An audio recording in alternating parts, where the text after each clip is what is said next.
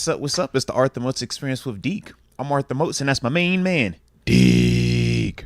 What's good, bro? Man, we in here back to back. You know what time it is. It's just kind of crazy that we in here back to back days, bro. It usually don't happen until like later in the week. Usually like Wednesday, Thursday. You can blame me for that. No, man. Life is good, man. No pointing fingers, no blaming, man. In fact, what Coach Tomlin said, you can look at it as a challenge or an opportunity. It's an opportunity for us to take advantage of Tuesdays, man. So I like this, man. All right, make some lemonade. Come on, man. Heck yeah. And it gives us a chance to react really quickly to Coach Tomlin's press conference, man, which will always be on Tuesdays at noon time frame on the traditional practice weeks, or traditional game weeks like it is this week. So definitely liking that part. You know what I mean? We'll get a chance to comb through some of his stuff. My man, yeah, first one of the year. Started off on a high note, man. I like it already. Gotta have some quotables. Gotta have some, whoa, all right. Yeah. And they ain't gonna talk in that code the way that he talks. So definitely like that. So like I said, we'll do that. The homie TG. We should be having homie TG today, man. We know we missed him last week, man, but it'd be good to have him back on. It'd be interesting to see his focus too. Cause I know he has a big week ahead of him. I know he'll be talking about backyard, bro. I was about to say. I'm gonna say I'm unfazed by whatever I'm he's over here. say. Look, Deke, how long into the conversation before we get something directed to you, Pitt related hate? Straight off the bat. Yeah, I'm just like, yo, this is backyard, bro. Yeah. I don't expect anything less. Yeah, after he shot that text, that would be the proper way for him to show up. Anything less, anything less, I might be disappointed. I'm like, yo. Like, don't curse as soon as you open the phone, but it's like, I want to hear something. Like, let me know it's backyard brawl week, man. Yeah. So, like I said, man, it'll be fun to talk with him, man. Catch up to see what he thought about not only the Steelers-Falcons game, but some of this college football stuff that took place as well, man. We know he had a lot of fireworks over the weekend, man, with the games and stuff. So, like I said, man, we got plenty to discuss with that. And then, we got to still, me and you. We haven't had a chance to talk about the homie Moof and that new money, baby. So, obviously we'll talk about that as well today. But how was my dog doing on this here Tuesday? Yeah, Deke, we here on a Tuesday. And it still ain't even our regular time. We're going to get back to 4 o'clock, so I promise. This is on me. This is a me day right here. Little man got a game tonight, baby. It's kind of like when the Yankees play. Sometimes Yankees play in the middle of the week. Sometimes they play on the weekend. Well, tonight it's a Tuesday night game. I gotta be out there front and center, man. All right, I got season tickets just in case anybody want to pull up, man. All right, y'all can sit with me, my section. All right, I got it all on lock. But it's gonna be a vibe, man. But how's my dog doing, man? Yeah, I really didn't get to do much from the last time I saw you. Just went home and watched the Monday Night Football game, which interesting was, wish I would have saw. Although the Jets losing helps the Steelers. I wish I would have saw a better game. I wish we would have got a little bit more out of the Jets. Their defense was absolutely terrible. Was it terrible, or was the Niners just, It's that Shanahan scheme. You see they don't miss a beat without McCaffrey. Come on. They could have afforded to trade Ayuk away. Hey, he had a drop touchdown. He really didn't do much, actually. Man. I think he had 20, 30 yards, a couple catches. Yeah, and I think Peyton even gave him a little shot, too. I was like, okay, all right, okay. Here we go. Contract's not aging well for you guys, 49ers. Congratulations. Should have just traded them. But they won big, though. They did.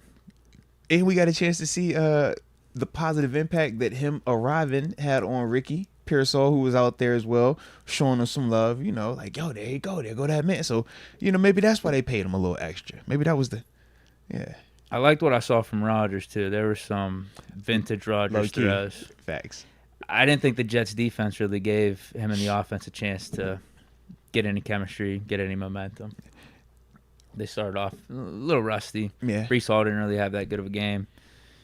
Rodgers didn't have, his best of performances from, start to finish or anything, but you could tell once, that third quarter started, he started heating up. Yeah. I was about to say, low-key, Rodgers looked straight. I was like, Rodgers, he ain't missing that. No, he still got that. He's still nice. I was more so, and this was kind of my critique with them last year, I felt like their O-line still doesn't win enough. And I thought when they was trying to run the ball, they really couldn't establish that. And that's kind of what, from just when I was watching it, I thought kind of hurt them in a sense, man. But I also think of the Niners defense and where they're at their strength or their strongest. It's right there in the box, man. That D-line, those linebackers. And I just thought, to me, that was kind of what made it a little bit more uncomfortable for the Jets. I think if they could have a little bit more balance, it changes everything, because you could see where Rodgers wasn't afraid to hit them shots downfield, and he could take advantage, in certain matchups. But I just feel like it got like too one-dimensional, man. But the Niners are tough, bro. Yeah, they obviously are expected to be one of the top teams in the NFC coming into this year. And that's, they said, without McCaffrey, they did that. You like, hold on, bro. You mean to tell me your best player ain't even out there on offense right now? No one should be surprised. That's how it always is with Shanahan run offenses, even going back to Mike Shanahan. You just plug and play any running back, and they're going to go off for good 100 yards, and you shouldn't be surprised. No, facts. So whoever that dude, I don't even remember what his name was. Was it, oh my goodness, I'm drawing a blank on my man. Because I seen he was like all upset. They tried to like get him, I guess, in trouble with the injury report situation, the reporting of it and everything, man. Got to give credit to Brock Purdy. Looks like he hasn't missed a beat. Shout out to Purdy, man. Yeah, he looks good. Shout out to Purdy. Trent Williams looked like he's still the guy. That take I had about him potentially hitting his peak last year might be wrong. Although, I'm telling you, it's going to be tough to beat this statistical season. Almost 70% completion. Almost 4,300 yards, 31 touchdowns, 11 picks. That's going to be tough to beat. True. 73.4 QBR. Well, we had an 83.9 QBR last night. He can get better, though. I'm saying, he's only going to get better, I definitely think he can get better from like an eye test standpoint. Yeah. For sure. But, that's a really damn good season. He, almost led the league, I think, in the yards, touchdowns, and completion percentage category. He almost hit the Triple Crown. I know Tua led in yards. I don't remember who led in touchdowns, but it was a really good season. What'd you say? I don't remember who led in touchdown. Who led in passing touchdown? I know Josh Allen had. How many did he have? What did he have? 40-something? 44. You know how it is. 40-something total? Yeah, a whole bunch of them. But yeah, with the Niners and presumably some of their cap struggles they should have coming up in these future seasons, Purdy won't have as many great weapons around him. So I just wonder if he's ever going to top that second year. We'll see, though. He looked good yesterday. Yeah, I think we just got to. I feel like he's one of them quarterbacks that's going to get better, bro. I think we just got to admit, and I have no problem admitting this because I've consistently said I think Purdy's pretty good. I think he should be included in there in the top 10 and stuff. Even going back to last year, but we might have to have some serious talks about him being in the top 5 if he can keep this up. I'm being serious. He's just good. He's just really good. There's something about the Shanahan system, but you see some of these throws he makes. He makes the right reads, makes the right throws, gets it right there, runs it efficiently. There it is. I'm being serious, man. I'm being dead serious. He keeps this up. The dude just keeps winning. The dude just keeps operating that offense at a really nice clip. Makes good throws.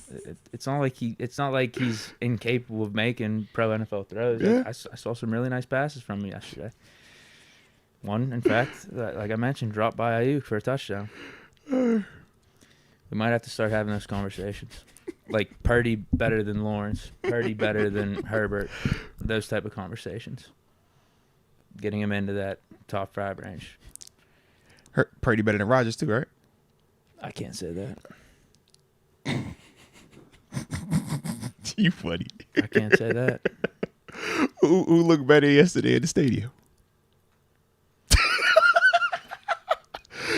You'll go at Herbert. Purdy outplayed him. Well, so you'll go at Herbert, you'll go at Burrow, but you ain't gonna go at that one?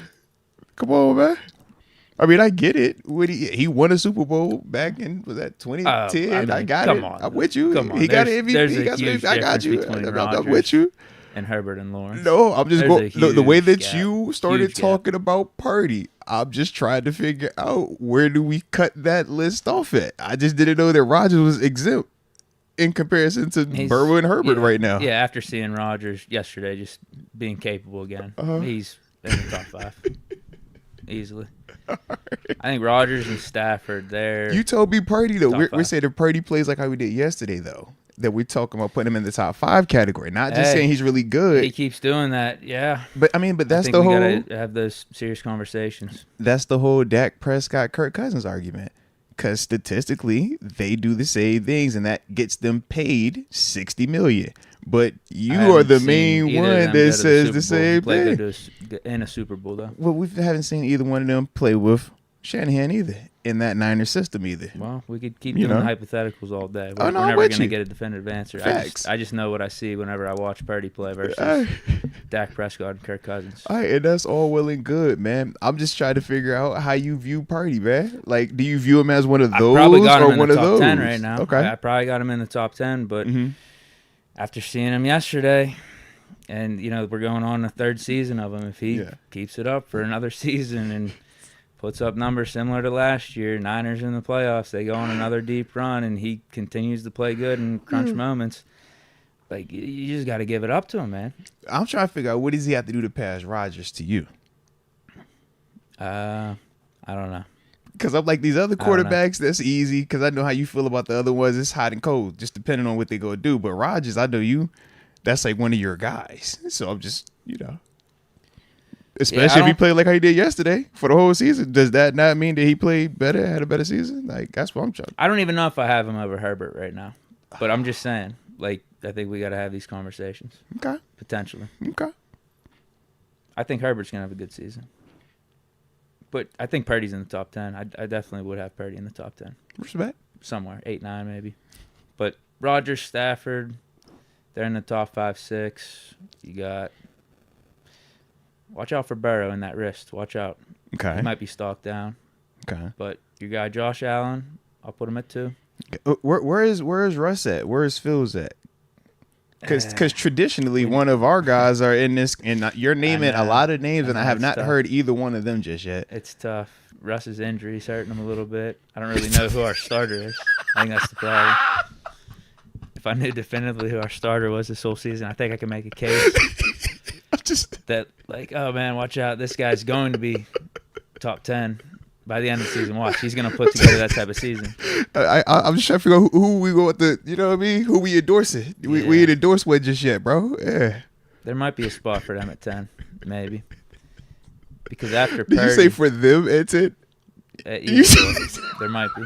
I need to see a couple more weeks of Fields. My man said it could be this one. It could be this one. But whoever that is, that'll be the person that gets after like a Hurts and a Purdy, I don't think there's anyone I really definitively want to put at that 10 spot. So I'll say to myself, why not a Russ? Why not a Fields? If Fields can keep it up for a few weeks. Okay. What, is Kyler in your 10? Does Kyler make the 10 or no? I told you I'm higher on him than usual. He played well. Do I really do you want me to go over my list right now? Because we never did low-key, though. We never actually did, which is unfortunate, but we never actually did. So we're kind of like just that part is going to be unknown. Some players have shifted around, too, because if we would have done the list before week 1, I wouldn't have Josh Allen at 2. Right, and I can understand that. Yeah, because he's overrated. I probably wouldn't have him in the top 10. I get that. Totally get that, man. I'll do Mahomes 1, Josh Allen 2. Uh-oh. Now it gets weird. Rodgers at 3. Oh, over the two-timer? Who's two-timer? Who are you talking about? Two-time MVP? The one who just won MVP? Who? Lamar? Oh, Rodgers. Yeah. Oh, I missed it. Who? I'm in between Rodgers and Burrow at 4, or not Rodgers and Burrow, Lamar and Burrow for 4 right now. Okay. I liked what I saw from Lamar. Because that's what I was trying to figure out. That's what I was like. I was like, yo, does Lamar get in there? Is he in there? And I was like, this game's over. Lamar ain't coming back. He actually came back. He did. He came back and made a nice throw. Likely foot was like an inch or two too long. Crazy. But I got to give Lamar respect for that. He did that. That's facts. So that's tough. You saw what Burrow looked like, and you said you was questioning on Burrow right now, man. I was gonna say give it a couple weeks. Maybe I could flip these two, but I will still have Burrow over Lamar. Man. I'll do Burrow at 4, Lamar 5. Man, that's tough. Oh man, actually, that is no. tough. I'm sorry. No, I'm sorry. Lamar went to the AFC Championship last year too, bro. This is it. Stafford's 4. Oh, Stafford's 4. Stafford. Yeah. This might be what I saw from Sunday night from him. This might be Stafford's best season. Yeah. Man. Yeah. Man. All right. I like it. Looks good. Stafford 4. And then it's Burrow, Lamar. Let's just do T5 for them. Let's do that. No Lawrence, no Tua. No to it. No, wow. He's not even sniffing this list. Man. Then we got. So it's 7. I'll do T5, Burrow, Lamar. Give that like 2-3 weeks. I'll make a definitive call on that. Okay. So that counts 5 and 6 then, or is that 4 and 5? Yeah, that's 5 and 6 then. Counts right? for 5, 6. Yeah. And then 7, we'll do. Because like you said, you still got a Kyler. You see Herbert's off the list Herbert, now. 7. Okay. So let's see, available guys still. You got Kyler, you got Trevor, you have. I'm thinking Hurts. Hurts at 8, and then maybe Purdy 9. Like I said, that 10 spot. Steelers quarterback. Okay. Because I'm trying to think who else we have. The combination of the Steelers quarterback is at number 10. Let's see. You got Danny Dimes out here. He's available to you. I don't think you want that one per se. No. Maybe Darnold. I have Kyler. Maybe I have Jordan Kyler Love. at 11. No Jordan Love. Ooh, no Jordan Love. Yeah. Jordan Love no get no action. Yeah, he's hurt. So he's hurt. We'll bump him out the top. All right. But yeah, does Dak make your top 10? No, hell no. Man, yeah, Dak Jordan for that 10 spot would probably be like. Yeah, probably Jordan Love, honestly. Jordan Love. Man. Trevor Lawrence-ish. So you've seen enough from Jordan Love. Kyler Murray. That he's in your 10 spot right now? Looking at 10. You've seen enough from Jordan Love that you already that's where he sits at above Dak, Kirk, and everybody that he's done enough. Absolutely. Already. He beat Dak last year. Man. All right. I just didn't know it took just, 9, 10 games? I didn't know it took that much, man. I thought it took like... The duration and repeating it and over and over. Yeah. Him and Packer Nation, he got hurt. He's going to be out for like a month. Okay. What about he's that good, hold on. What about my man down at Houston? Oh. He don't because if you got Jordan Love up there, CJ don't make it too? Because CJ was pretty nice. I'd maybe put him over Purdy. Oh. Whoa, all right. Now it's getting weird. Now it's getting weird. We got some good quarterbacks in this league. We do, right bro. Now. Yeah. CJ like that. He look good. Yeah, if we're talking about CJ Stroud and Purdy being like 9-10, got some good QBs. Okay.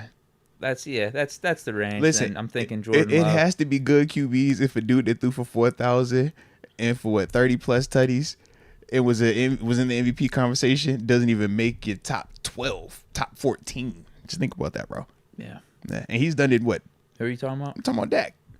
4,000, 45, 40, all them. Yeah. If like he's not even in the convo for 12, 13, it's like, yeah, these must be like great quarterbacks, bro. Because a lot of the dudes haven't even done, just in terms of on paper, a lot of those dudes haven't even done one season of what he's already accomplished, let alone the full on. A lot of these dudes multiple have already resume. Accomplished what he's accomplished though in a short amount of time in the playoffs already. Where he's in terms of the postseason win, sure. He's already he's had 9-10 years. Yeah, I mean, salute the postseason wins. I'm with you on that. Yeah. Like Stroud, he's already won a playoff game. Yeah, and I get it. Dak's record? Does he have 2 wins maybe? I get it. I get it. Kirk Cousins he's got 1 win. I get it. We weight that more than anything. Sure, I'm with you, man. I just didn't know that them other dudes had won enough from your eyes. I didn't know all it took was just 1 win and now you're goated. Because essentially that's what it seems like. Well, I mean, listen, they're putting up good regular season stats. They're showing no. They're putting up okay in comparison to Dak. They're putting up okay regular season stats. Dak's putting up great regular season stats. It's just, it's a big difference. Yeah, they're all above Dak. Absolutely. Where is Baker? Does he get in this combo any? Because he's won postseason games too now. We'll see what he does this year. We'll see what he does. Okay. But because the past 2 years now, he's led his teams to the postseason and won games. Cleveland, Tampa, right? Yeah, he's got a couple wins. Yeah, good for him. He's been a little up and down throughout his career, though. Okay. A little up and down. He keeps it up with Buccaneers. Yeah, we're definitely talking about him in the top 10. All right.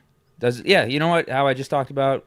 We should have serious conversations about Purdy being in the top 5. Like, if he can keep it up, we should have serious conversations about Baker being top 10ish if he could replicate what he did last year and replicate what he did in week 1. That's all I'm saying. We should have serious conversations. He's been on a little bit of a run his last year in Cleveland. Since he's been in Tampa, he's on a little bit of got a little groove going, man. Yeah, but ultimately, it's the same thing with him, Dak, Kirk Cousins. Yeah. You saw in that playoff game against the Lions, you could bring Jared Goff up too, and like conversation in the top 10. Okay. I think he legitimately has a case. But Baker, he has a chance. Final drive, do something with it.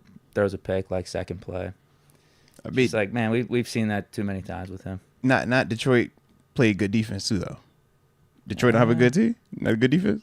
If it was San Fran, they came roaring back. They had momentum. I'm saying if San Fran caught the pick, or if we caught the pick, I don't think we say anything about. I mentioned that with Jordan Love. Yeah. I did. No one's talking about that. He threw that really bad pick 49ers game. Like that's a little mark. But it's the Niners defense though. I'm not even talking about that. I think Jordan Love just played that good in the Cowboys game. I think he played that good throughout the whole 49ers game to even keep them in it. They were such big underdogs. Listen, I don't definitively have him in the top 10. He's in that range though. Okay. He's in that range. Okay. What about you can see the talent. You can see he's capable of making all the throws. Like, he's not as limited as a Baker. He's a guy that can, I think, carry his team as opposed to, I think, Baker's just got to do the right things. Now, credit to him for doing that. He did it in week 1, 4 touchdowns. But there's going to be times where you're frustrated with Baker and you don't feel like he can rise up in the biggest moments. Okay. Because we've seen that with him throughout his tenure with the Browns. Seen it with the Bucs last year. He's a good player. I think he's actually at a discount down there at Tampa with his contract compared to what these other quarterbacks are getting. So credit to him. Even Geno Smith, Seattle. But I say Geno, man, huge discount. Look good, man. Huge discount compared to what like Goff's making and to Dak now at $60 million. But yeah, that's my list. I guess 10. That 10 spot's a little murky for me. You could throw about 4 or 5 different guys in there, but you at least got my top 9. For sure. You got a definitive top 9. Where's Will Levis? Where is he sitting in this convo? Is he arrow pointed up, potentially getting in the door? Or he needs like a 9-game sample size, though. Because if he gives you that and a playoff victory, that's the Jordan Love. He's never going to be on that list. Boy, he needs just this window. He got a chance. He's going to get opportunity this week. I don't know who they play this week, but hopefully he's better than last week. Wherever Mason's at on this list, he's under him for sure. Mason ain't even starting right now. Mason on the list higher than him, man. I mean, Mason's better than a good handful of starting quarterbacks out here. Gardner Minshew, I'd put Mason over. Who else? Tua. Man, you gotta chill, bro. You gotta chill. Tua just balled out last week. He just was balling last week. He Mason's won his better game, than man. Danny Dimes. That, you know what? That's fair. I ain't tripping on that one. That's fair. With how some of these rookie quarterbacks played, I think we could say Mason's better than them. Is Mason today still better than Kenny? Because I know at the end of the year you said yes. I just don't know how you felt about it today. I guess we can only really go off of that then. So yeah. All right. I would put him over Kenny. And where is Mason in comparison like Trubisky? Just going down our list of guys, man. Way ahead of him. That's crazy. Why you be doing it? It's because he played Buffalo, huh? If he was still in Pittsburgh, you would have him up higher. All those games in Pittsburgh and played bad in Pittsburgh. If Mitch was here in Pittsburgh, you have him in the top 15, man. Come on, bro. No, that's crazy. I did, but I learned my lesson with that take before he got cut here and went to Buffalo. That was an accident, man. Just run it back, bro. He worth 30 and 10. In Buffalo, he could do it. Hopefully, we don't have to see it, but I just like to think it could work in Buffalo. No. Yeah, Mason much better than Mitch. Yeah, I still can't believe you really don't like Tua like that, bro. I'm like, yo, Tua's straight, bro. He ain't good, but he's straight. He's all right. I like it, man. Well, shoot. Yeah, he didn't play bad in week 1. Didn't play bad last year. Man. But he's just a tease. Him, Kirk, Dak, Jimmy G in the past, Tannehill in the past. Big tease. Keep you relevant, let you down in the biggest spots. It's like that sometimes, bro. It's like that. All right. Well, I like it, man. That was a little warm-up to what we was talking about, man. I don't even know how we backdoored into the quarterback convo. Decent top 10 list. But shout out, I like your list. And it was on the fly. No pen and paper, just organic. If it was before week 1, I probably would have had Jordan Love in that top 10. But now he's hurt. Okay. They say your best ability is your availability. And that is true. That is definitely true, man. These quarterbacks and their availability not making it easy on us, man. But show note, my Gatorade today, Deke, doesn't have a hole in it, bro. I checked it on the front end, so it's gonna be a great one, man. Going back to the red. It's gonna be a great one, man. It was, but I felt like it was right. Okay, so we're gonna trust it, and it works. So we fire, man. But let's go ahead and start it. Oh, actually, we can't start like how we normally do because today's show is different. Why? Because above Deke's head, you see Today's show is brought to you by DraftKings Sportsbook, baby. I'm talking the top-rated sportsbooking app in all of North America. Safe, secure, reliable. I mean, those are the things that you need whenever you're talking about sports booking, right? But more importantly, we got promo codes, Deke and Deke. This promo code is a promo code that we like, and I'm sure the football fans out there will like it as well.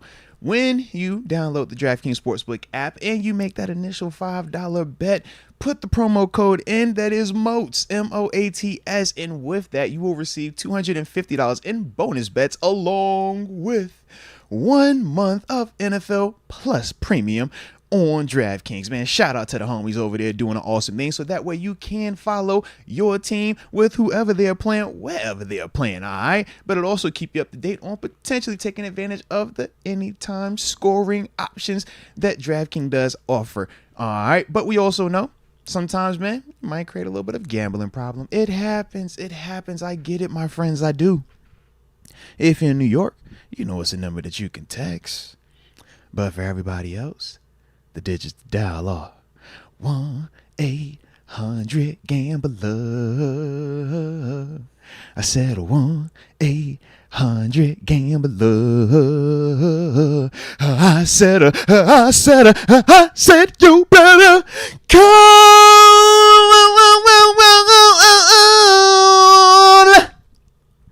1-800-GAMBLER.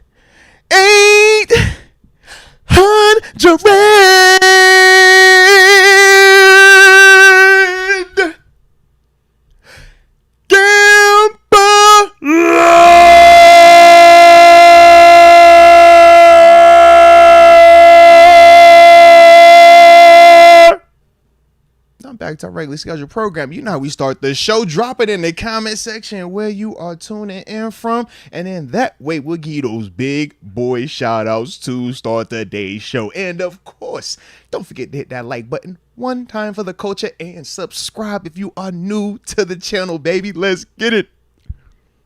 We got Malvo Does It, 562 Long Beach, California. Shout out. East side. Shout out to the east side. Shout out to the east side, baby.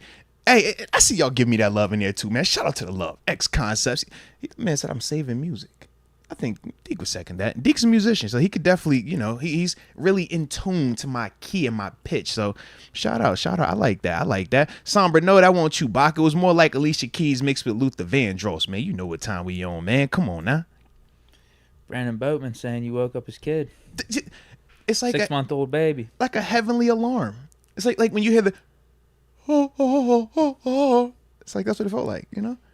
Imagine if you woke up every morning to that singing, Deke. You would wake up like that's refreshed. That's not the tone I got from his comment. That's for certain the tone. And it's kind of like a text. That's not what he was insinuating. It's like a text. It could be misinterpreted. I think that's what he was trying to imply, was like it's kind of like the angels, like the sunshine and like doves flying over his little baby when I was singing. That's what he felt. So I get that. Like, that's the goal. Shout out. That's definitely the goal. Trent Johnson from the 757, Virginia Beach. The crib. We got Deb and Dots 412 Southside. Shout out to the South Side. Shout out. Now, Gonzo, I don't need that T-Pain auto-tune. Down in the South Side. What you mean? Might be getting more safe recently. We're gonna find out. I'm being serious. I think the violent stats are down over the last year. They are? I think so. That's what I heard. All right. I'm gonna take your word for it. All right. I'm gonna just stay out here though. You should check out that Southside, Deke. Let us know. Get some boots on the ground. Report that thing, man. Just check a couple Fridays, Saturday nights, home games. Definitely after the home games. Yeah. Let's just see. I'm gonna give it some time too. I don't gotta be an early adopter on that. I'm good on that one. Yeah. I'll be late to that party. Yeah. Rod Dollars from the 330 Youngstown, Ohio. Share a line, baby. Shout out to 330, and of course we sharing a line, baby. Share a line. I'll say a couple more. Relaxation and Meditation 610 is tuning in from the 757 Norfolk, VA. Shout out to the crib. One time, if you know, you know. And Stan Claire from the 905 Toronto. Let's get it. Man, I got the homie Trent Johnson in the 757 Virginia Beach. Shout out down by the beautiful Walter, baby. And then we got Steelers Girl 808. Shout out to Steelers Girl 808. She says, hey, Moats and Deke and everyone from Maui, Hawaii. Okay. Shout out to Hawaii then. Hopefully you were enjoying yourself while you were out there. Ghost 290 in the 575 New Mexico. Shout out to New Mexico. And Lifted Ones in the 916 Sac Town. Shout out to Sacramento, baby. And he says Leal had a great preseason. Any reason he only had 5 snaps?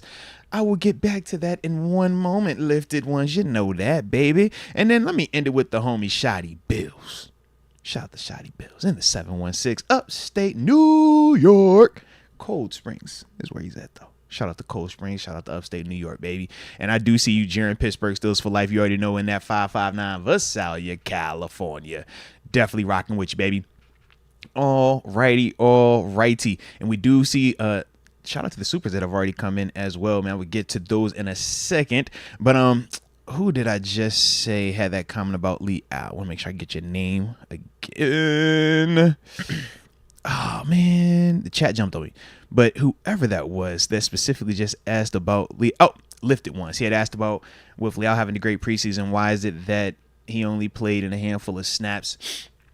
I was a little bit surprised by that as well. But I also looked at how the Steelers implemented some of their just possession down defense and the personnel groupings that they were utilizing. When we would go to our nickel, it was Cam and Larry O. Those are the two that were predominantly out there. When it was base, we had Bitten out there. But we also were doing the 3 outside linebacker look. I don't know if you were catching that. We were taking out a D tackle and putting Nick Herbig on the field.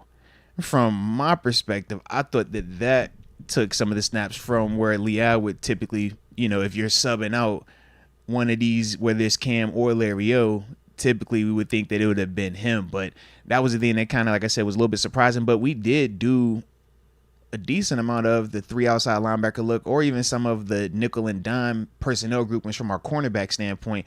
Corey Trice getting out there multiple times, but also seeing Dante Jackson bump into the slot. So I don't know if it was more so just for this week and that was how they wanted to attack it. I could understand it if they're saying to themselves, we don't feel like Atlanta's going to be able to run the ball like that on us. So the next stage is, how do we attack Kirk Cousins? Kirk isn't the most mobile guy. So, man, we can go really get after him without having to be necessarily overly disciplined. So the thought process is, would you rather have Herbig or Leal in this scenario? And it just looks like from the team standpoint, they like the personnel of having Herbig out there in addition to TJ and Highsmith versus it being a Leal in some of those scenarios. At least that's how I interpreted it. But also with Cam Hayward being back, that was also going to cut into Demarvin Leal's participation, because Demarvin doesn't play nose, he plays the 5. Who plays the 5 and starts at the 5 for us? Cam. Outside of Cam is Larry O.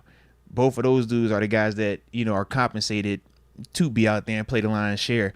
So I think that was kind of it, but I don't anticipate that continuing to be the case. I do think as long as Demarvin is healthy, he will get more plays and we'll see more of the production that we saw from him in the preseason.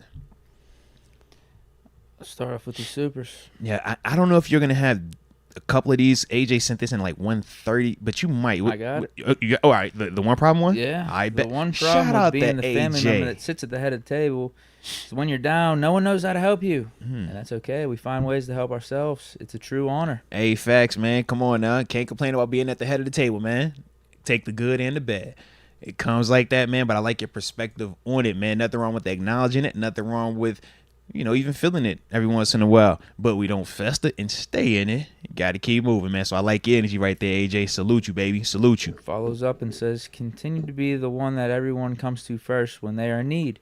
I got AJ'd by my own daughter yesterday. Ooh. Thank God she listens and learns. Shout out.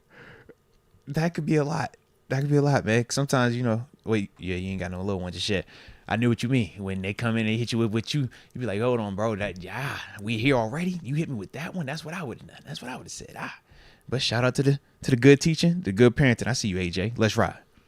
AJ Martinez says, versus Denver, we need to test Patrick Surtain versus our Super Freak 14. Pickens makes 2 house calls. KZ blitzes behind a Watt rush. Bo won't know shit after a couple hits. Okay. I like the aggressiveness now. Be careful testing it, but I like the aggressiveness. I definitely do. He also says Steelers win 38-10. Wilson with 3 TDs. Watt with a pick and a house call. Let's go. So he has Russ making it out there on Sunday. I don't. So you was listening to Coach T or something, bro. Don't do that. AJ was quick on the trigger with that take. It's a little too early. Should have waited for Coach T's press conference. This came in at 153. Did it? Yeah, I just looked at the clock. Yeah, I didn't watch. This is at 153. Mm-hmm. That's fine. I mean, he's probably working hard. AJ be grinding. He's doing something, right? AJ grinding. Yeah, he didn't have time for the Tomlin press conference live, so he probably would catch up on it afterwards for the replay. But. So I was thinking the same thing. I'm like, ooh, I don't know if I left with that impression. Mr. Darbizo, need a weekly trenches breakdown for the offense and defense. Oh, I got you, baby. Trust me, I got you on that, man. Yeah, we'll definitely get that. I like it. I like what you're talking about over here, man. Cam Pinkney, we need a Super Bowl halftime performance from 5-5. Now, listen. Kendrick hit me up the other day once he got the nod, so we'll see. But I do see it's a lot of backlash about him performing, so I guess because it's in New Orleans and everybody assumed that it was supposed to be Lil Wayne. So everybody's like, I guess, in an uproar. So they trying to like figure out who's the reason why it's Kendrick. So it was like, oh, it's Kendrick because Kendrick has beef with Drake, or it's Kendrick because Jay-Z. Oh, now it's Kendrick because the city of New Orleans says. So it was like, you know how that thing go. I just say, man, you can't make everybody happy. Lil Wayne ain't even a Saints fan. He's from New Orleans, though? Yeah, he's from New Orleans, yeah. He's not even he's a Packers fan. I'm with you, yeah. But you know how it go, bro. People just, you never going to please everybody. I'm sorry. Trent Johnson, for all the Cam haters saying he was too old and overpaid, he was the second highest rated D lineman per PFF week 1. All right, let's go. Let's go. Now, Trent, the only thing I would caution you is this, man. People don't say that because they don't think Cam is capable of having strong performances. Their hesitancy is when you're talking about multiplying this out over 17 plus games in postseason. They want it to continually or consistently look like that. And we know that last year the injury played a role in it, but that wasn't the case. So that's more so why people were against Cam getting the contract, not necessarily thinking that his skills have diminished to that extent. It's just the older you get, we've seen dudes struggle to maintain it. But heck of a start for my man, and I hope he keep it going because it's Killer Cam. You know how I feel about Killer. It seems like PFF is starting to come to their senses here with their recent ratings. I hope so. But, I'm always Give nervous. a good grade to TJ for once. I be nervous about their grade. I'm like, when you start giving us the good grades, I'm like, are you really telling us that our players didn't do as good as we thought they? Because I know how we usually react when we see somebody else get a good grade. We be like, hey, bro, this ain't adding up. I think they're just coming to their senses finally. Nah. Black Lavender says, Deshaun got to get clipped by an AK. Jeez. It's a little rough, man.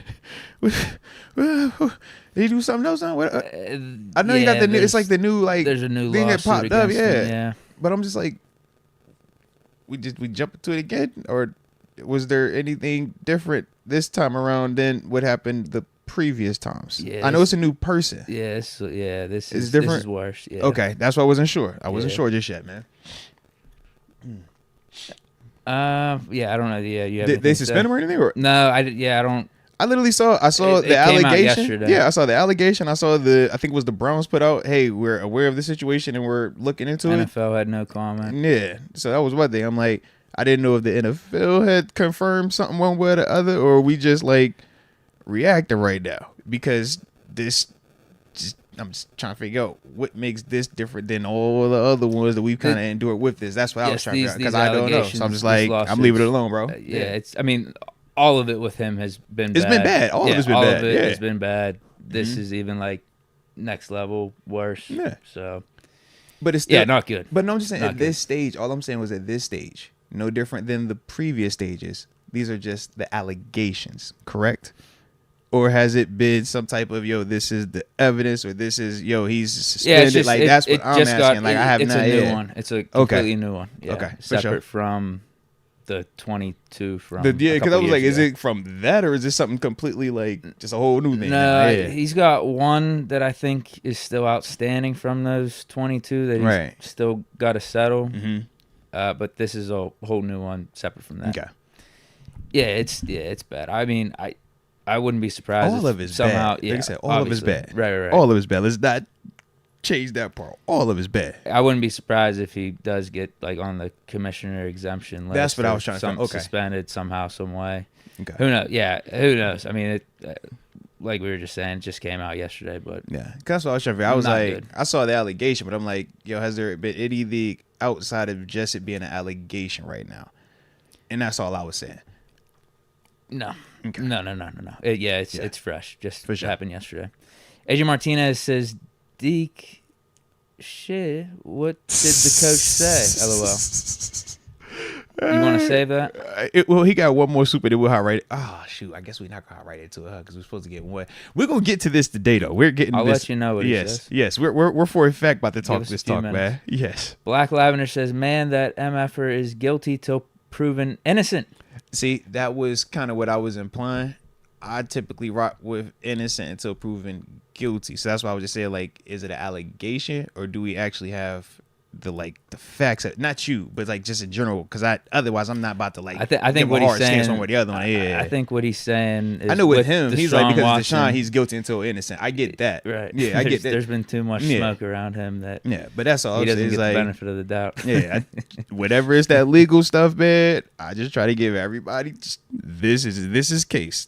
All right, let's check your case right here.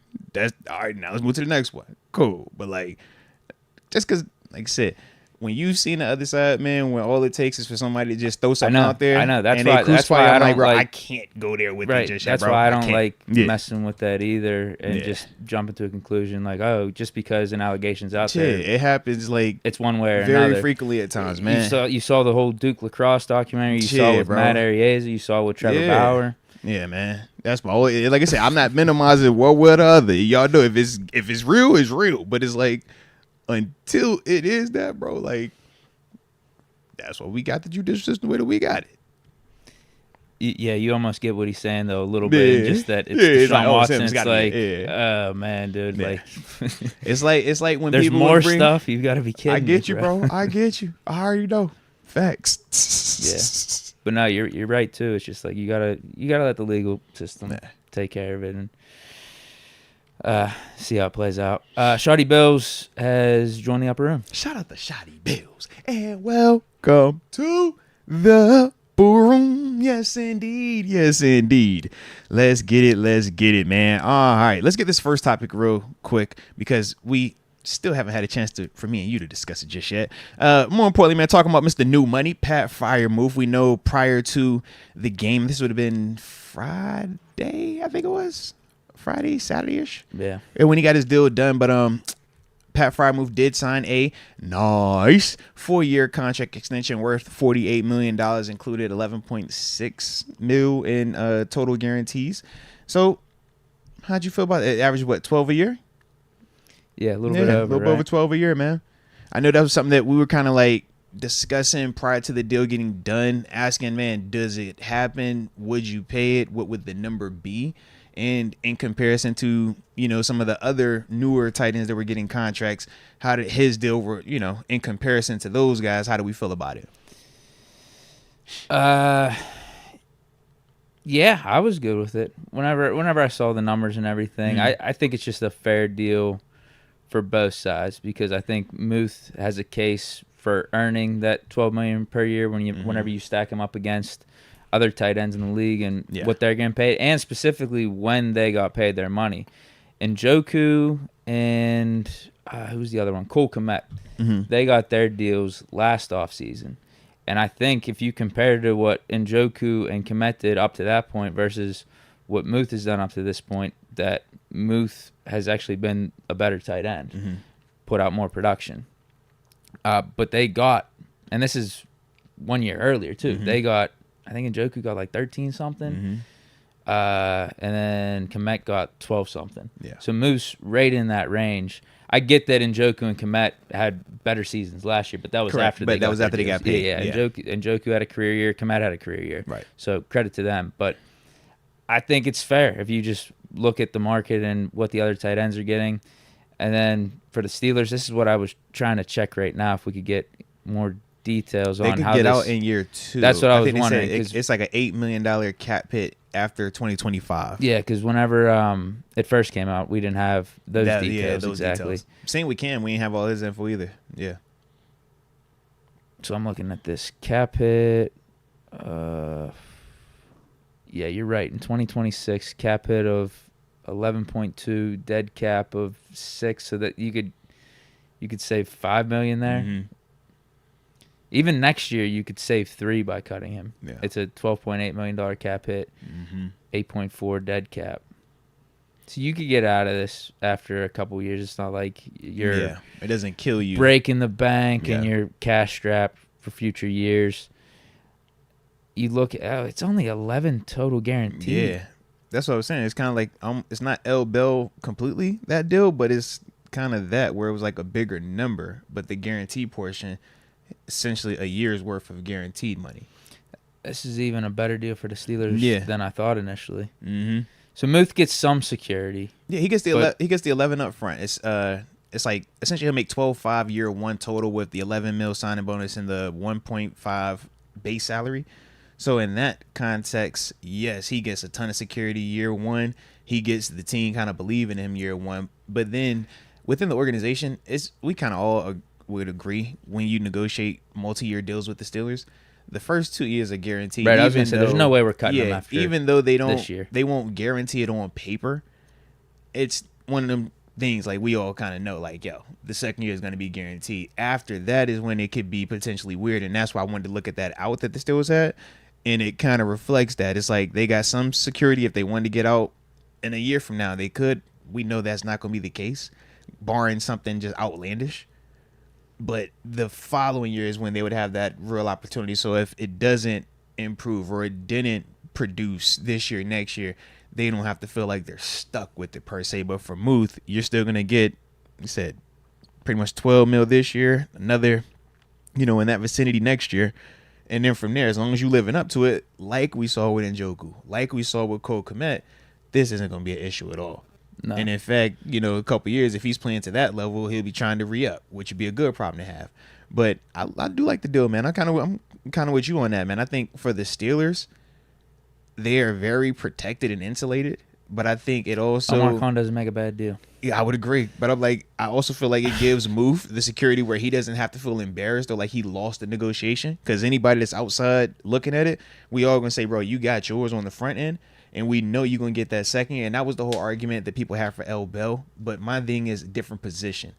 The injury probability for El Bell at running back, year 1 to year 2, infinitely higher than Pat Freiermuth. And with him already having bad injuries. I know Moose was injured last year, but it happened multiple times with Bell. And that's the difference. It's like for Moose. And the weed stuff with Bell. Yeah, it was a lot going on. 100% was a lot more going on. Whereas with Moose, it's a lot more safer for him in this capacity as well. Because even if he were to have a crazy injury, God forbid, right? We would not look at him as, man, he can't come back and still give you something. Whereas we got real questions about Nick Chubb right now, right? Yeah. What does that even look like when it returns? If he played tight end, we like, bro, he still can catch. You can go from being an elite tight end to, okay, you're a great possession tight end. You can still block.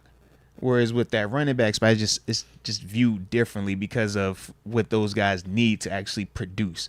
So that's the other part where I'm like, for Muth, man, I think it's a win for him, man. I like it for both parties. Yeah, I even like it more for the Steelers after looking at these details and how it's going to play out from 2025 to 2028 and how they can get out of it.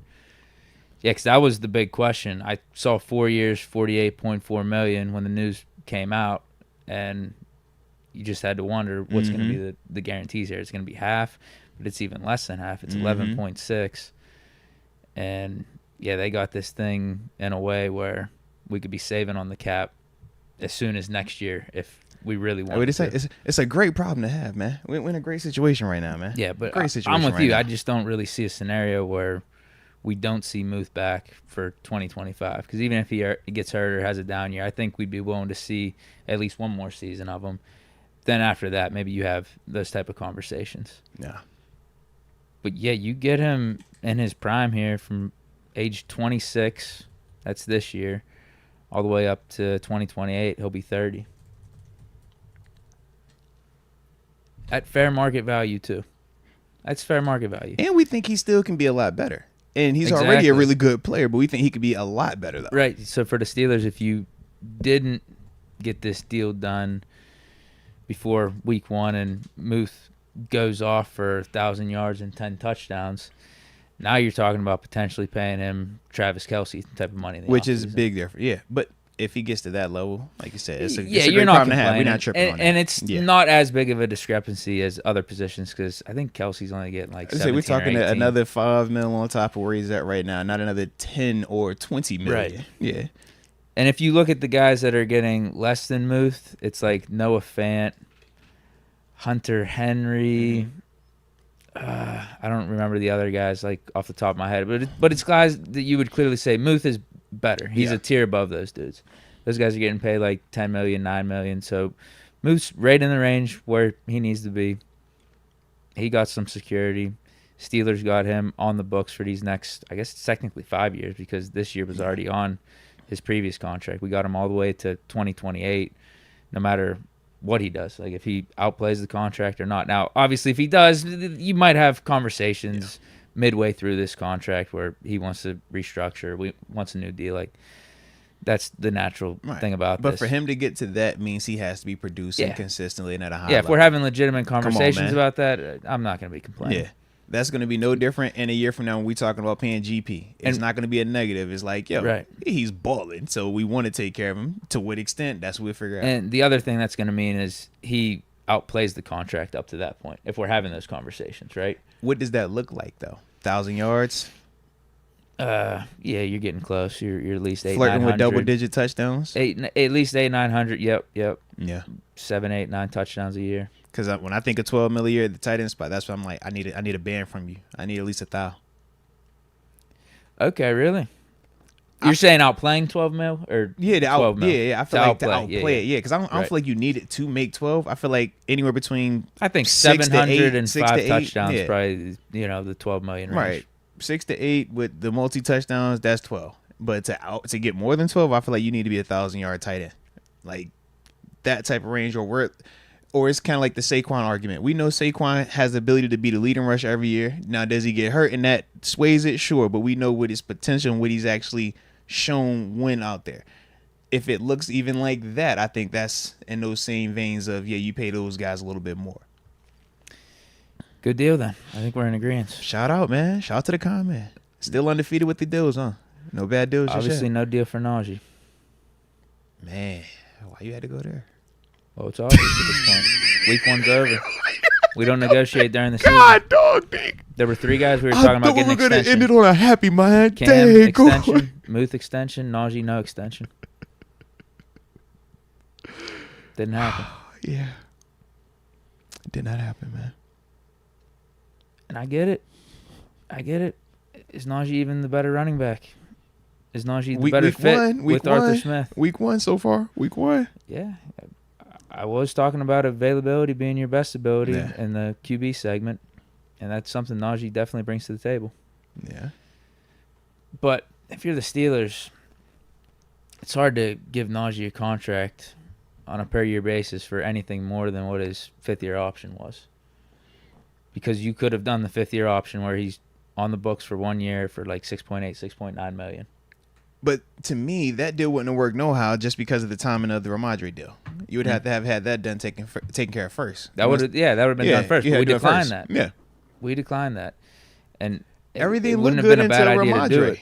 Everything looked good until Ramondre. Well, Pollard got hit. What do you get? $7 or $8 million per year too. But Pollard's still a different style of back. You could make the case that this Ramondre is more. Looked good in week 1. Didn't he? I'm with you, but I'm saying like Ramondre's style is more comparable to like Najee's style in terms of being more of a bigger bruiser type. Even though Ramondre still can step around you and go a little bit.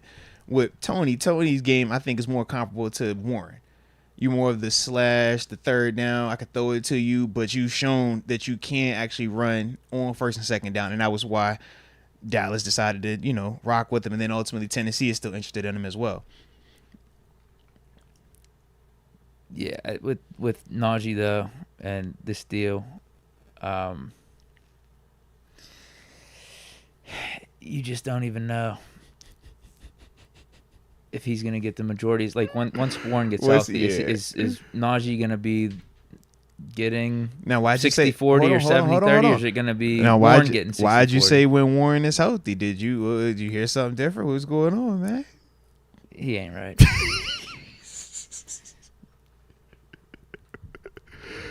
You heard Coach T. Exactly. You heard Coach T. I know. I did hear Coach T. We're gonna get to these topics, man.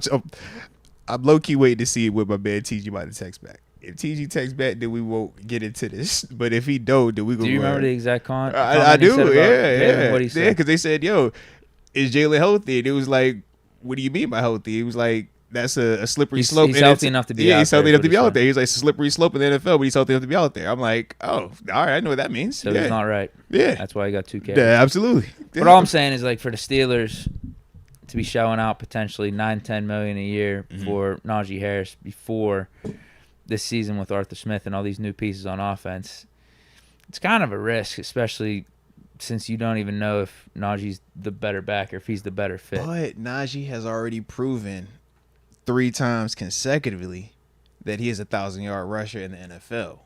We feel like Jalen has the potential to do that plus more, but up until this point, we still have not seen that just yet. You are shelling out these contracts, though, on future performance and projection. I agree. Worst case, Najee getting another 1,000 this year, though. He's on pace. That's all you need. 60, 70 a game. Like, right there. I don't feel like, that's like, I feel like I could go to sleep. 3.5 yards. And he's going to be a 1,000-yard rusher. Like, that's Naj. Do you want to be paying him that, $9-10 million for splitting a backfield with Jalen Warren, even though he's getting the 1,000 But what's yards? his impact, though? Because I felt like we could see and feel his impact this past game, but it still didn't blow us out the water with the stats or even eyeball tests. I mean, the 20-yard run he had was dope, but it wasn't, I guess, like a sexy 20-yarder. But it was dub, though. Yeah. It's just that with them declining the 5th-year option, I think it was always going to be hard for them to get an extension done because that number, it can't be much more than that 6.9. If you're the Steelers, I mean, I don't think it can be more because you could have just had him back for 6.9 1 year. Think about that though, bro. You could have just had that. But this is one of those ones where it's like, you trying to time it up. When do you want to do it? Do I try to get an extension or do I pick up the 5th year? And at the time, we were like, maybe you don't pick up the 5th year. But now you fast forward a couple of months, new information, another contract gets sent out there that kind of throws the overall face of this thing off. And now we're like, dang, can we go back to that 6.9? Because I think if we could and we were going to do a deal, because obviously they decided not to do any deal. But if this is a year from now, into this season, and we're like, we got to pay Najee and they're considering doing it, and that number comes in at higher than 6.9, that's the part where we're like, dang, wish we could have went back and redone that because we for certain would have had him locked up. He would have been happy, and we would have been looking at it like, that's a little high. But seeing the Ramondre deal, we would have been like, oh man, we got it for a great rate right now. Right. Yeah. All right. So what'd you say we got? Man, TG I was trying. He ain't hit me back just yet. I know. You know how TG work, bro. So if he don't text me back in like 3 minutes, we'll go ahead and start. Do not disturb. You shutting him down? No. We gonna go because I got flexibility. So we'll go ahead to the next thing, which was Coach Tomlin talk. I just didn't want us to get into that, and then he texts me right back, like, "Oh, I'm good now," and now we over here doing that whole choppiness. That's all. So he got about 60 seconds, and then after that, we're gonna go ahead and proceed to the next thing. All but right, y'all already know I'll this. just read some comments. Hey, hit that like button one time for the culture, though. Hit that like button. Don't forget to subscribe, man. Y'all know how we get it in, even on a Tuesday, baby. We got Mike Clayton saying Najee deserves the money more than Muth. Now, that was part of... Oh, geez, I'm pushing all the wrong buttons, Lord. But that was part of what we were discussing prior to the deal getting done. We just simply said, if you had to pick who would you pay, that was the argument. It was like, if we're going off of production already, then it's Naj. If we're going off of what you're projecting or predicting to happen, then it would be Muth. Yep, we literally said that, I think, the day before the contract happened. We had that podcast on Thursday. What's he saying?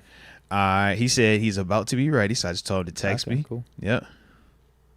Because that means he probably walking out of somewhere right now. Mike Clayton also says, I said it on Twitter a couple months ago, Naji will have a better year than Henry. Off to a good start right now. Baltimore Henry looked a little slow. Henry didn't look right. I thought they just didn't use him. Like, he's a volume guy. He needs touches. You got him in the gun. Not really getting touches like that. The gun didn't look right for him. He's a build up at speed type of guy. Yeah, him and the gun look weird. Yeah. He's always been a QB on the center, get downhill. That's how you play. Yeah, so I think for them, but early on, I think they're going to go through that because Baltimore isn't a traditional offensive scheme. Even, when they try to make it a little bit more traditional or give Lamar opportunities to throw the ball more, they still don't typically operate on the center. They're gun pistol type. So I think for Henry and Baltimore, they got to figure that thing out. And that's what these first couple games are for. Yeah, they ain't going to have that issue by the time we see them. They'll have it all figured out, locked in. Tyler from the 334 says, Naji will do great and be a Steeler long term if he wants. I'm not entertaining any more hatred or slander on him. Hey now. But I would just say this. Let's not confuse the business element with hating. I think people are still acknowledging he's a 1,000-yard back and acknowledging what he brings. I just don't think that the compensation always reflects what he specializes in. And when the compensation doesn't match what your desired skill set is, now you kind of get this misrepresentation of, well, he's good, but he's not worth this money.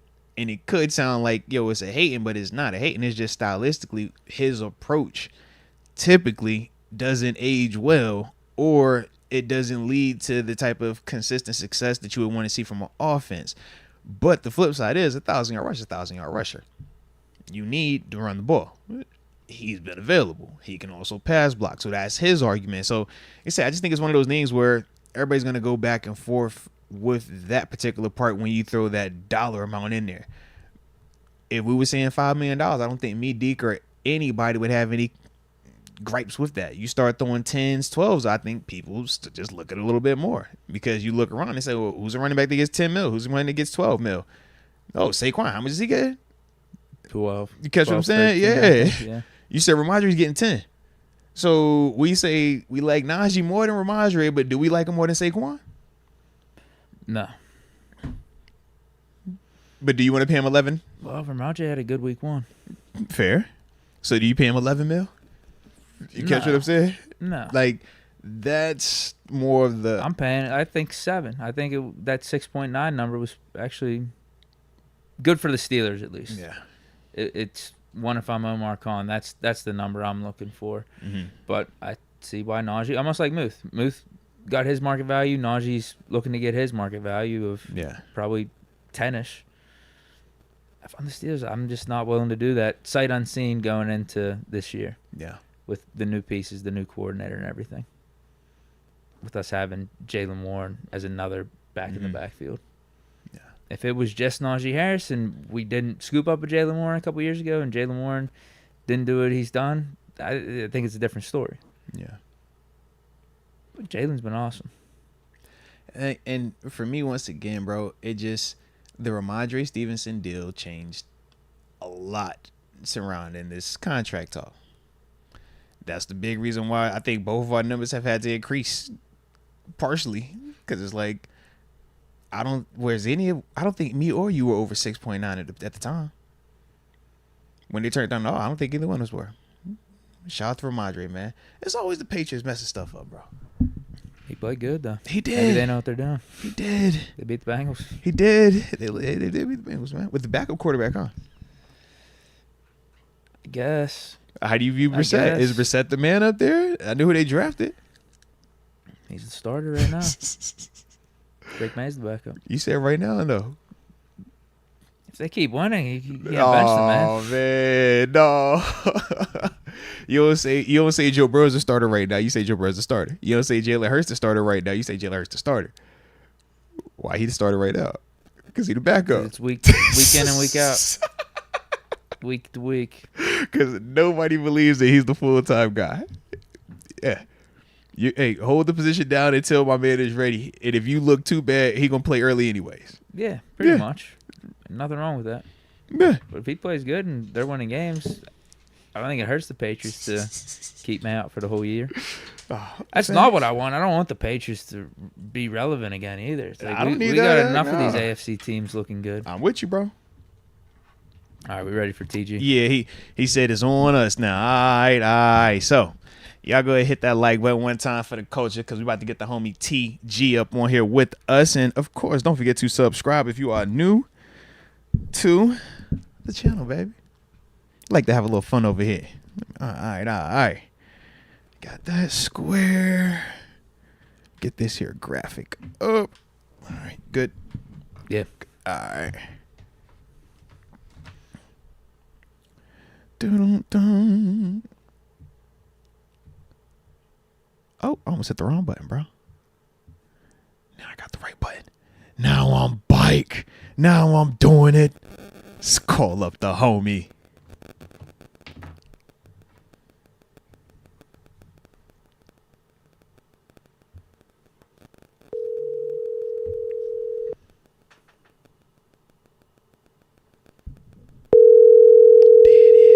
There it is. Hello? Yeah. What's the word? The guy, what's up? All right. How's life? How you feeling, man? You know what today is? Uh-oh.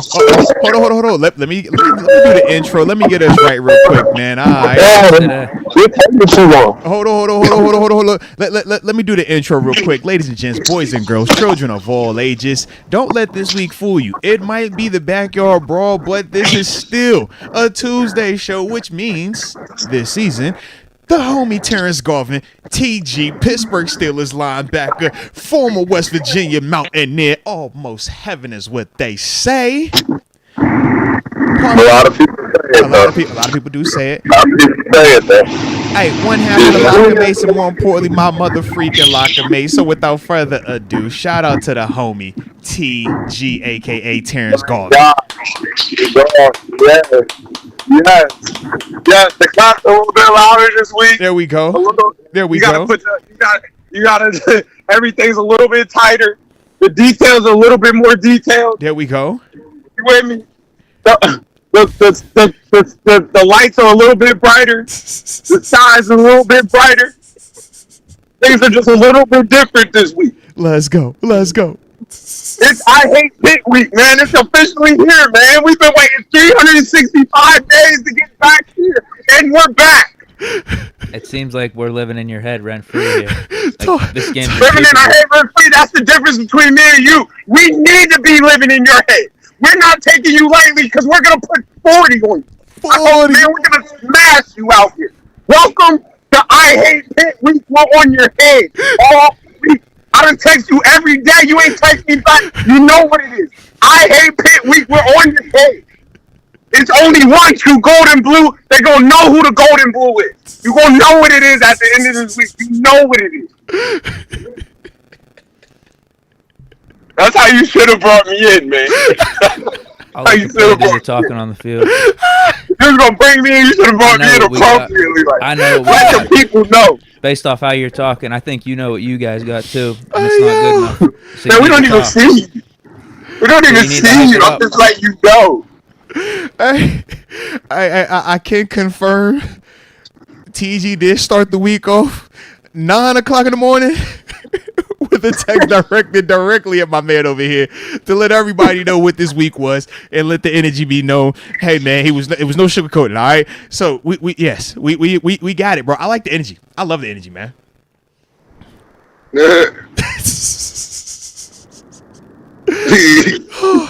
I like it, bro. I like it. So now that we're past that, man, you know what? Let's start with college football real quick, man. West Virginia win last week.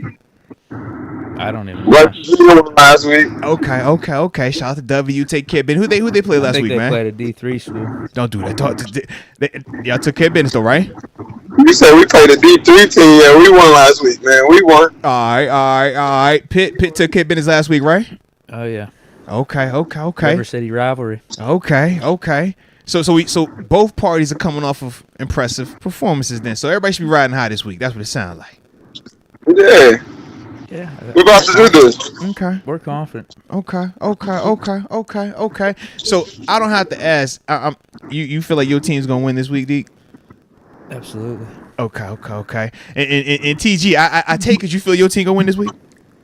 Oh, I know my team gonna win this week. Okay. I think we're on different pages. He believes I know my team's gonna. Man, you remember when Rasheed Wallace used to be like, "We're gonna win tomorrow," and they'd be like, "He guaranteed it." When Rasheed guaranteed something, man, it's gonna happen. I mean, it big Sheed. When Sheed talk, man. So I get you. Okay, all right. All right. I like it then. I like it. So with that being the case, then, all right, we'll pause the Pitt, West Virginia for now. We'll talk some of this league stuff, but you know, I know the temperature. I can see it.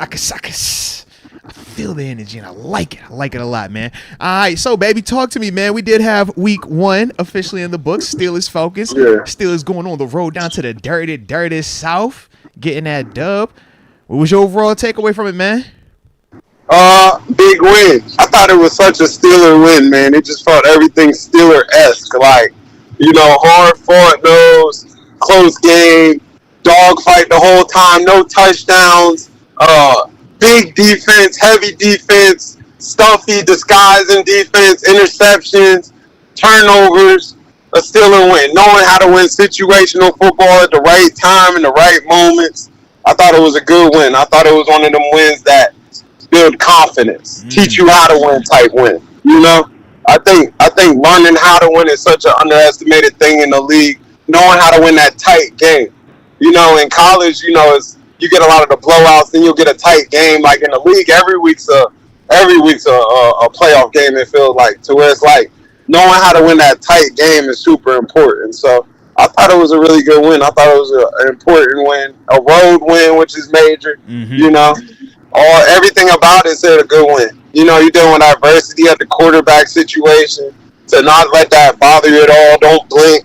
Come in there, no turnovers, and that's a good win. Like, you know, you really can't. Only thing you could ask for is just more explosion on offense. But defensively, they played a really good game.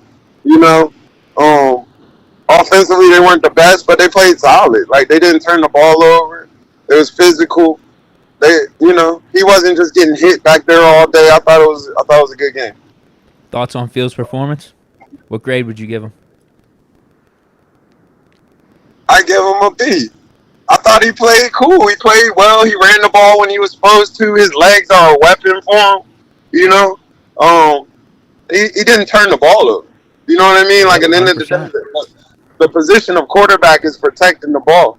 You know, it's managing. I hate the word managing in the sense of, like, that's a negative, but that's a positive. Like, it's managing the game. It's controlling the chaos. You're on the road, first game, you know.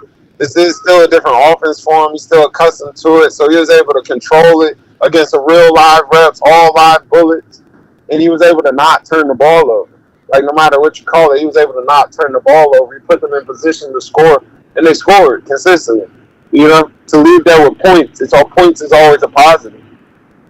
So to leave there with points, was it 6 scoring drives, man? 6 out of 6. Yeah. So you can say what you want. To leave there with points is a positive. He went and got the 2s instead of the 3s. Like, you know what I mean? He didn't play Golden State basketball. He played like Nuggets basketball. Let's get points. Like he put them in position to get good shots every time. Even though he did bang a 57-yarder, which is a bomb. Okay. That's a bomb. It still was in position to get points. You know, so I thought that was cool, man. I thought, you know, I think it's something to feel good about. I don't think it's nothing to feel negative about. It's a win. You know, and in the business of winning, you handled your business like it's a win. You know. Well, I was going to ask, man, specifically with Justin Fields, since you were talking about it, you said you gave him a B performance. What was it that stood out in a positive, but also what were some of the things that kept you from saying an A+? Like, what didn't you like about his performance as well, in terms of just both sides? I mean, he didn't get in the box. You know, like, he wasn't like he was just in the box. Like, in a sense like that. You know, I think an A would be.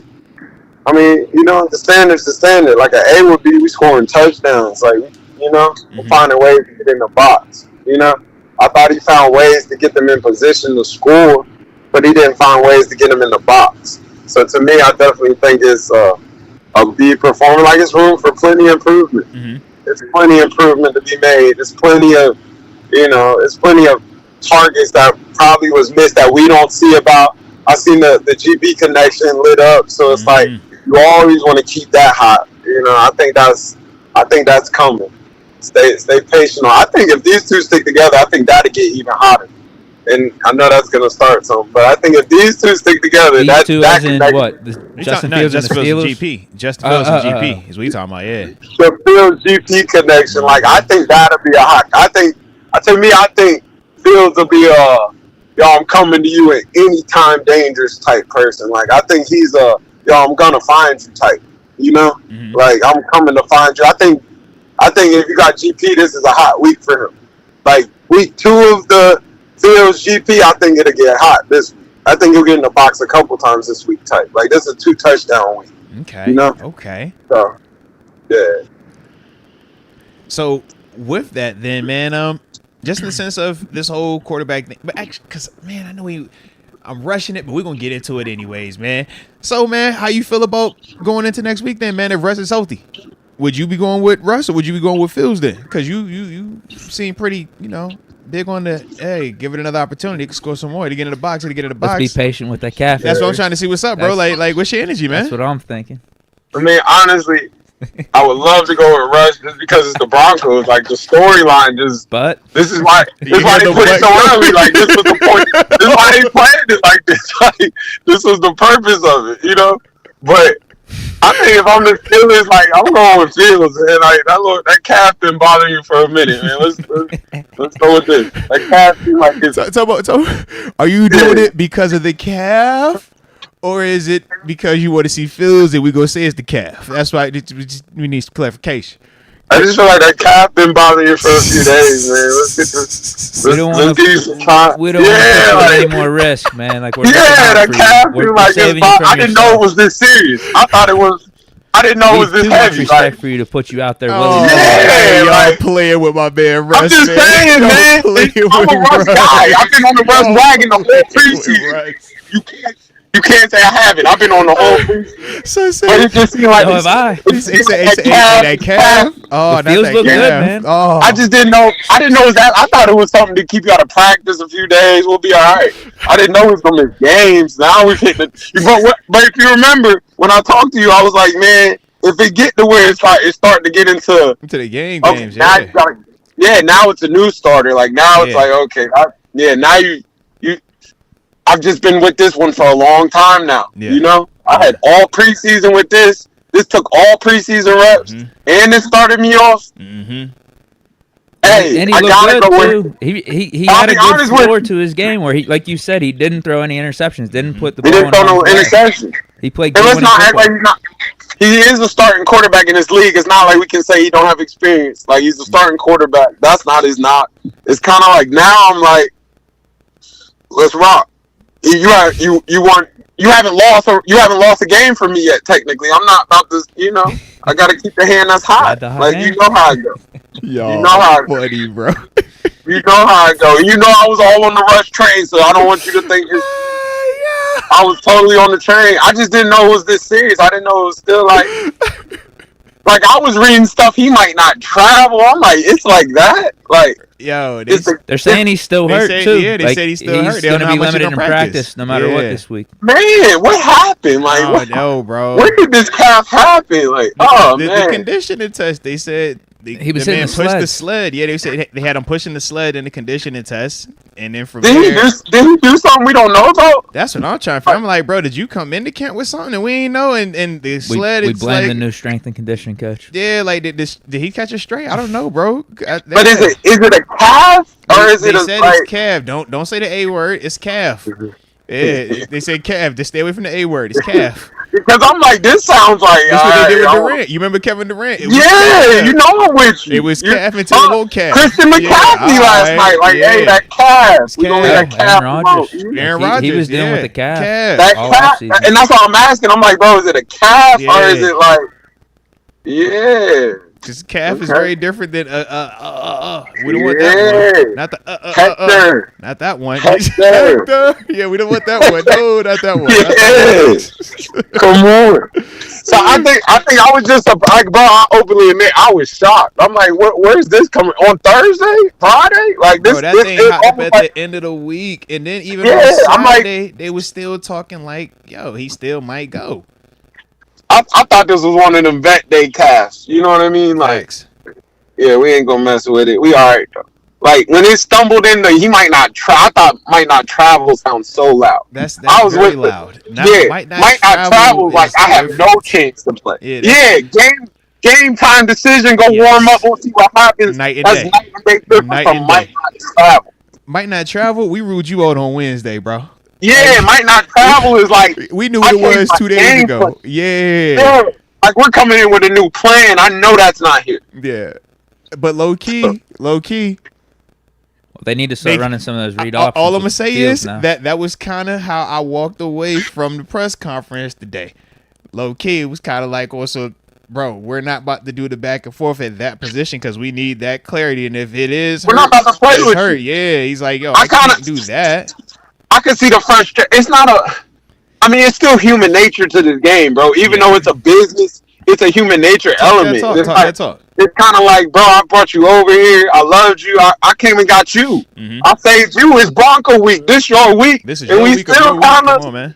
Man, come on. Let me get that young gun. Let's go to work. I ain't gonna play with you. The young gun who also has 40 career starts as well, who is back up in this league also. All he knows. My thing is like. And I know he's working on his body every day. I think this is one of them reps. He need to show them people he working on his body every day. Like, you got to tell these people, like, man, I'm on this calf 24/7. Like, I don't want y'all to think it's that. Like, because it almost feels like it's like, what's that? Like, what are we doing? Like, yo, you rocking what we doing? What we doing? Or is it ain't? You hurt or like, bro, we rocking on what we doing? Yeah. Like, you know. And I hate that it gets like that, but that's the human element of like, bro, what are we doing? Like, and like you said, because it's a calf, it doesn't it won't show up in a brace. So perception, you just feel you question. You like, yo, what's up? I get you, bro. And I'm like, I get you. What are you doing every day? Now I need you with toe spreaders on. Yeah. I need you to AP this thing. You gotta have the toe spreaders in the facility. Yeah. You gotta be rolling your foot out every two. I need to see you doing that though. You know? So I mean. I don't know, man. So going forward then, we obviously think that early on in the week it looks like it's going to be Fields.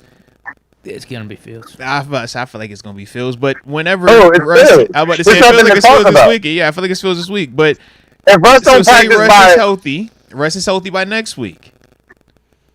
What happens this week though? You can't tell me. Okay, that's what I want to know. So can Fields do enough this week to where if Russ is healthy next week, you're like, yo, I'm good on that? Absolutely. 100%. Okay. But you know you can never lose your job through injury. That's what I'm trying to figure out, bro. I'm like, we on that? Like, what does he have to do then? But like, this is different than like a Big Ben and Charlie Batch. I'm listening.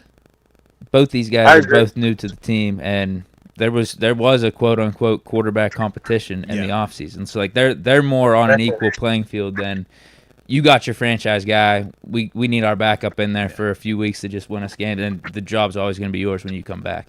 Almost like with the Packers, like Malik Willis and Jordan Love. I don't think Malik Willis can do anything to have them sit Jordan Love. I think that's the difference. But I think that's different. Yeah, I feel like those two aren't in the same.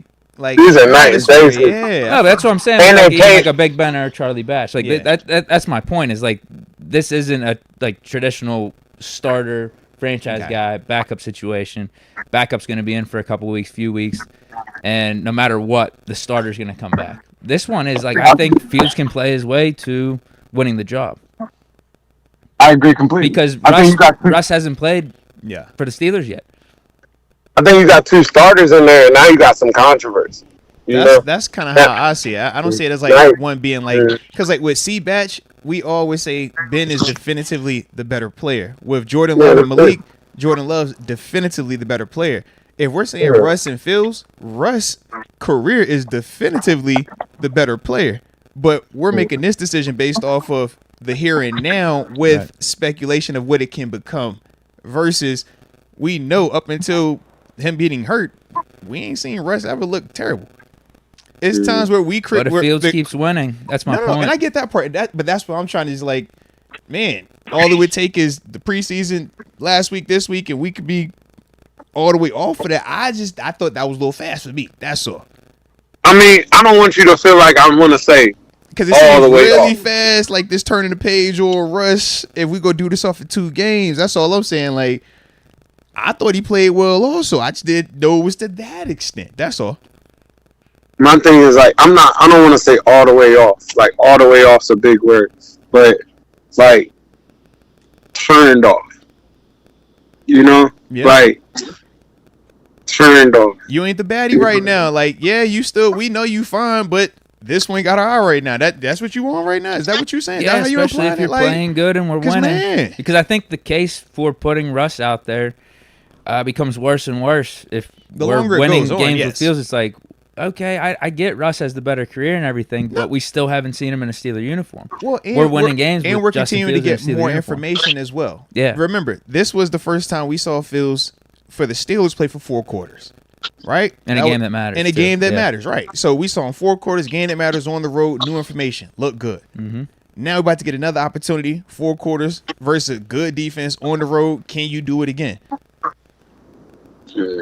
But 2-0, back-to-back games on the road to start off a season. So my whole thing is this, though. When he was doing anything like this in Chicago, nobody ever looked at it like that. But now all of a sudden he wasn't winning games. He was winning games. We already broke this down. No, he wasn't. 2 games, yes, he did. Fields. He never. He had a season where he didn't win 2 games. He went like he had 6, 8, 1 games. He played well in games. That's why it's Justin Fields. He just didn't do it consistently for 17 weeks. So once again, I'm saying after 2 games, we will be ready to go there. Is what I'm saying. Because up until that, what have we seen where he's done it for the full season? Is what I'm saying. If we see him contribute to the win and not turn the ball over, and then potentially, hopefully, give us some scores, give us some touchdowns, then I don't see why not. Because that was my concern with Fields going into the season. It's just like, what's his floor? I feel like his floor is much worse than Russ, where he can maybe throw you out of a game with the turnovers. Right, but after 1 game, though, you're saying that you're not worried about that no more. Is what I'm saying. Like that's the part that was premature to me. I'm like, it was 1 game. Let's see what happens. Well, Russ is hurt. He's dealing with the calf, so it is one of those things where, yeah, you could let Russ heal up that calf for another week or 2. It doesn't hurt you, and it gives you the opportunity to see Fields, this guy that was drafted in the first round in the top 10 a few years ago. So his first round draft pick, top 10 a few years ago, that's cool. But we bring up, man, Rustin, Super Bowl champ, and went to another one. That ain't cool no more.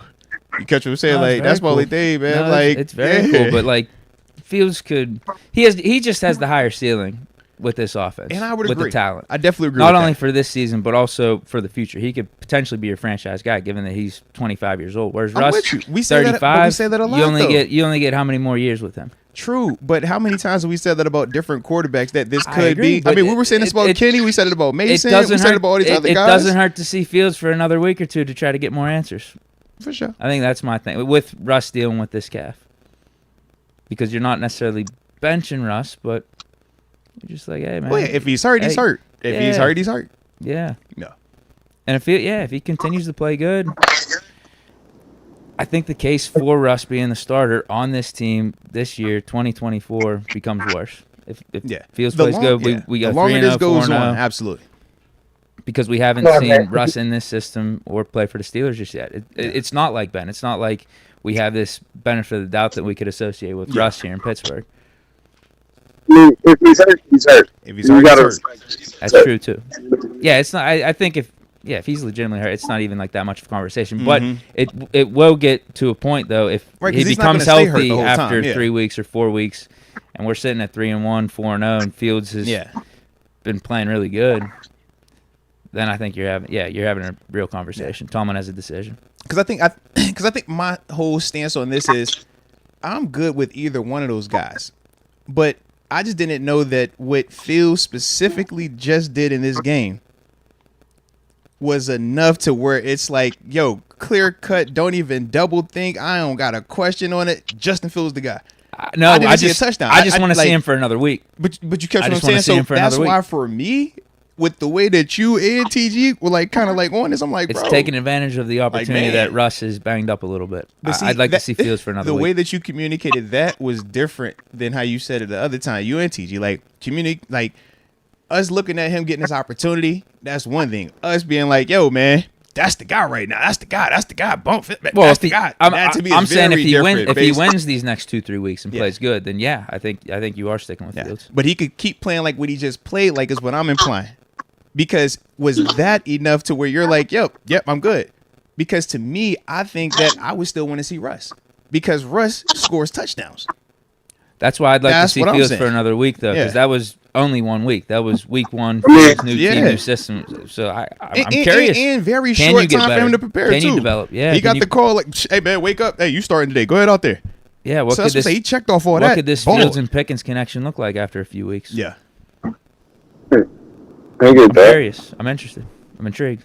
And I heard you say he'll get there. But once again, this is all speculative. This is all, I think he can. And it goes back to why everybody was on Justin Fields this offseason, but why a lot of people, including some people up here, against it, because it's like the potential. But when has it gotten to the point where it's consistently doing this each and every week? So until it does that, that's what I'm just saying. I ain't know one game in a couple preseason was like, yo, he's done it. We're good now. I just didn't think. Sometimes it takes that fresh start, that new perspective.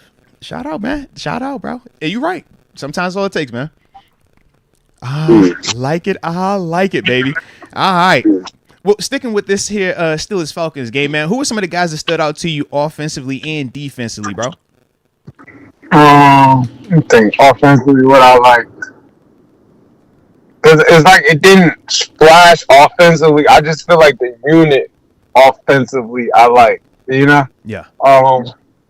Because, I mean, nothing was like splashy. It was like one of them, like, nothing's great. It's just a lot of really good. Yeah. It's good. It just was solid. I love Boswell. You know what I mean? Shout out to Boss.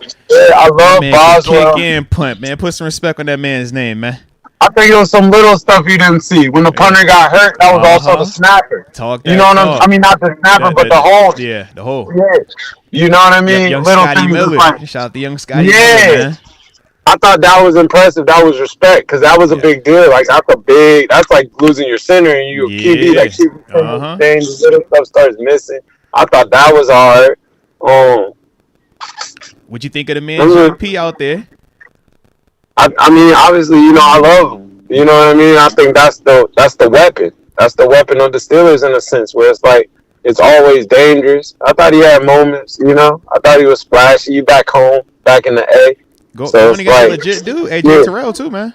I don't know if you've seen the little details. He was out there with the great gloves on, like he was in college. I did peep the OGs. I did peep the little details. The little details. Old school joints. Yes, you know. When you was even allowed to put the color on them. Somebody who gave you that right there, bro. He might have went back home and brought them out. Like they don't even make them no more. Yeah, he's like, I've been waiting on this moment. I respected that. The little details. I thought defensively, I just feel like the defense balled. You know what I mean? Yeah. The defense balled. Like, it did what it was supposed to do. So it's like, I like Peyton Willis. I like Peyton. Yeah. You know what I mean? I'm a Peyton guy. I like Peyton. I thought he played pretty well. He played a lot. They tried to get him in there a lot. He played a lot. He was the full-time sub package, man. Yeah, he played a lot. I thought more this week. Huh? No, facts. I was like, yo, you caught that. He played a lot. Tell me, you caught that too. He played a lot. I didn't think he played that, but he played a lot. I thought he played well. He played a lot. Tell me, TG. Deke just hit it to something and let me know he watches. He was tuned into the press conference. He was listening. Coach T was specifically talking about Peyton Wilson and Landon Roberts. And he was talking about how Peyton does this, that, and he hit E-Rod with. But you know what E-Rod brings to the table too, you know? I'm like, all All Ooh. right. He also talked about like the snaps and But I think Erov's the dog. I do too. This week, and he said it might start shifting one way more than another. Yeah, Coach certain T. matchups. I'm just saying this week. But that's what he said at the end of it. That's what he said. He was like, yo, he said it's more specialized. He was like, man, right now, it's like the NFL on defense, it's more specialty players. Like, yo, what do you do? What do you bring? And for Peyton, we know that's what he specializes in right now. But yeah, I think going up against Sean Payton's offense. Not to be like who's going to be the better fit for us. Not to be like it, but honestly, like we always say, a linebacker is a defensive running back. So as a defensive running back, do you want that big back or do you want that scatty? I can do a little something. Naji versus Jaylen Warren. I got you. Yeah. That's to the T with it. Come on. One can give you 100 tackles. One's 1,000 yards every year. The other guy can do special. And we know what Jaylen Warren can do. Come on, man. You know what I mean? It just can work for you a little bit. He played a lot. I didn't think he played that much. He played a lot. No, he was solid. When I tell you the first nickel package, and when he came on that field, I said, oh, okay, this ain't package based. You're the sub package linebacker now, bro. And the only time he came off, was it dime and base. That was it, man. I'm like, and he looked good. He even had some spots with the run. I was like, all right. Mm-hmm. Yeah, no. I thought he played. Let me think. What else? I like, the corners. I thought the corners stood up. I thought JP talk to me. There. I thought Jackson, that pick was pretty. It was as much as it was a terrible throw. That defense was wicked. He did like this roll coverage where he stopped the nickel to the flat. The safety the corner took the deep hat. Like he rolled it kind of crazy. Bro, they was doing some nice stuff for that back end, bro. Yeah, it tricked Kirk real bad because I think he thought that out was wide open because he seen that, like, you know what I mean? He seen that go out with the flat. Yeah, because typically if you watch enough film, you know where guys should end up at in certain coverages. And it's like pre-snap to post-snap, specifically on that call, but also throughout the game. I mean, it was one call, bro. I had to watch it like 4 times to figure out, yo, this isn't Tampa 2. They ain't covered 3, but the way that they pre-snap the post-snap, Corey Trice, Minka, and KZ, the way that all of them were operating, he's like, bro, this looks like insane.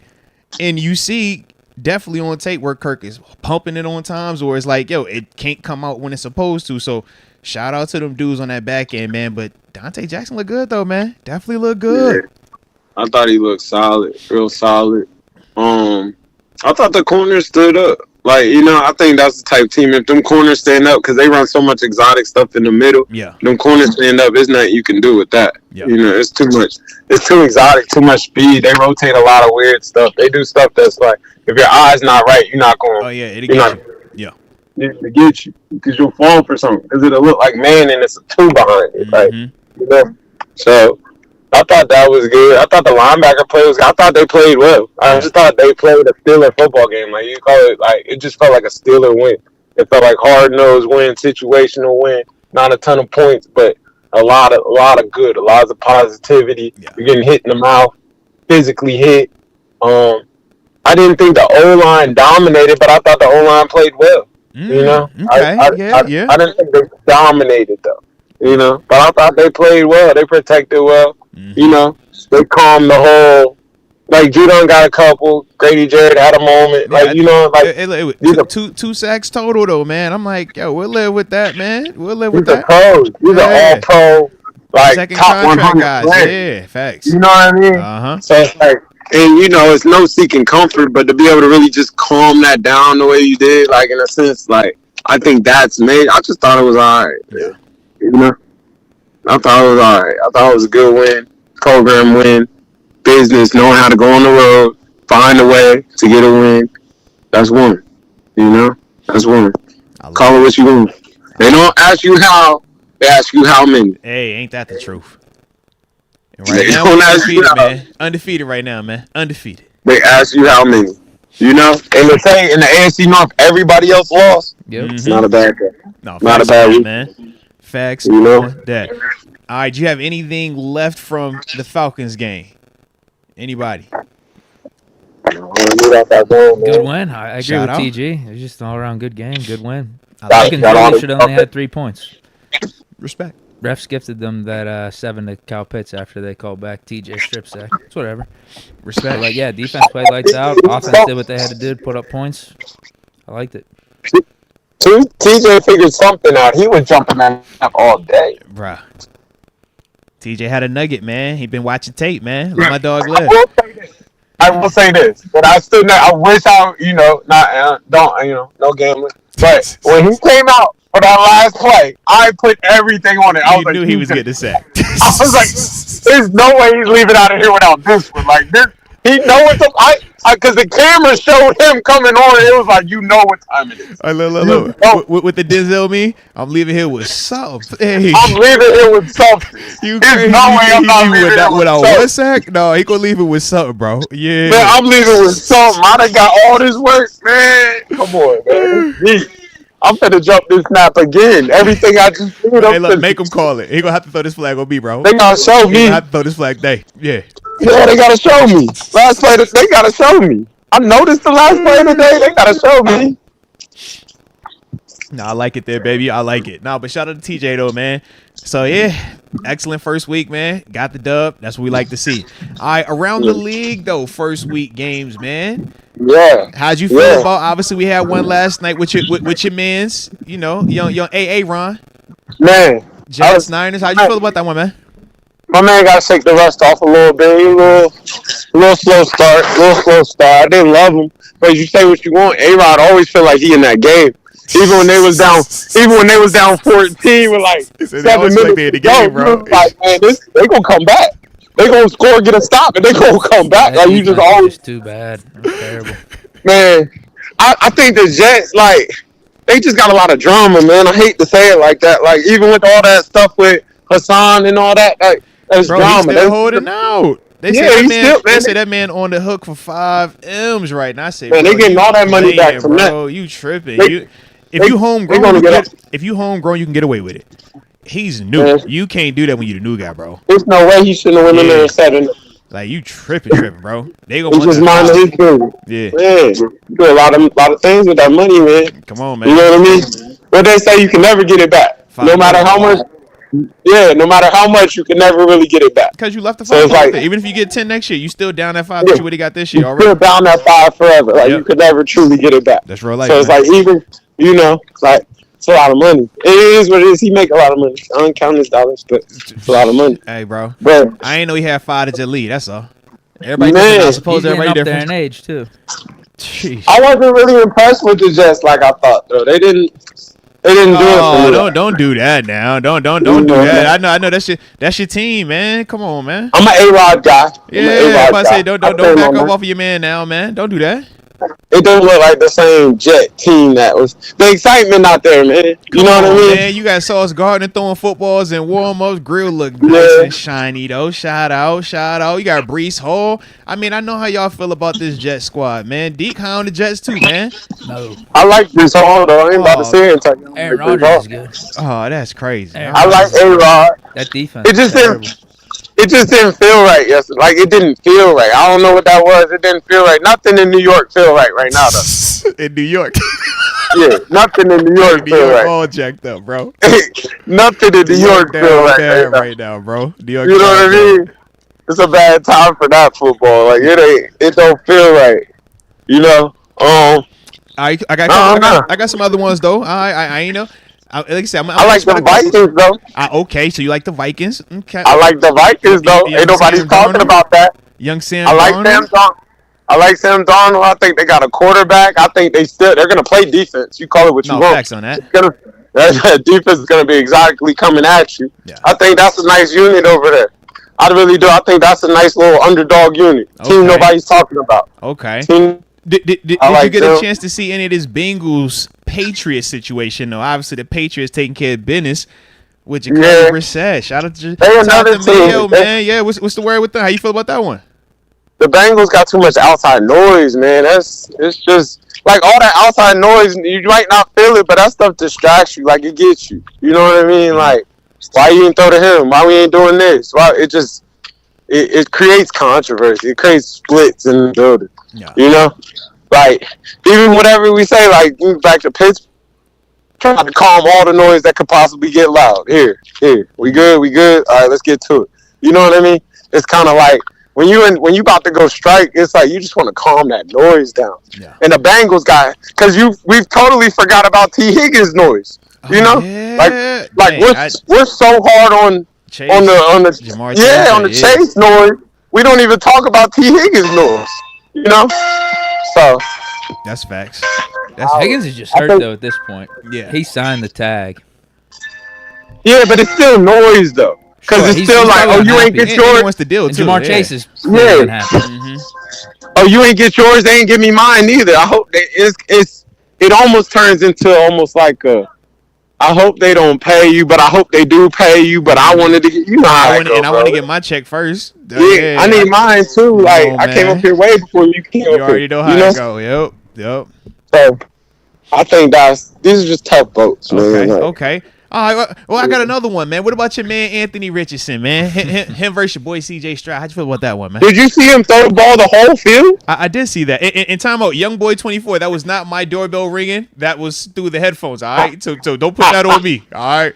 Tell us supposed to answer the door. That is not mine. All right. That was that. Yeah. Maybe that's Deke's house. Who got something get delivered, man? All right. Is Amazon? We got food. Was Uber? What you eating over there, bro? Oh, man, that's that. Man, you know I'm on that. You know I'm on campuses, man. You know that on the hour every quarter. According to the hour bill. Heck yeah. You know the time. You remember it. When I looked at it, I was like, oh, it's 3:45. I know what time it is. Get to class. It's about to start. Get to class. You know what time it is. Facts on that, bro. Facts.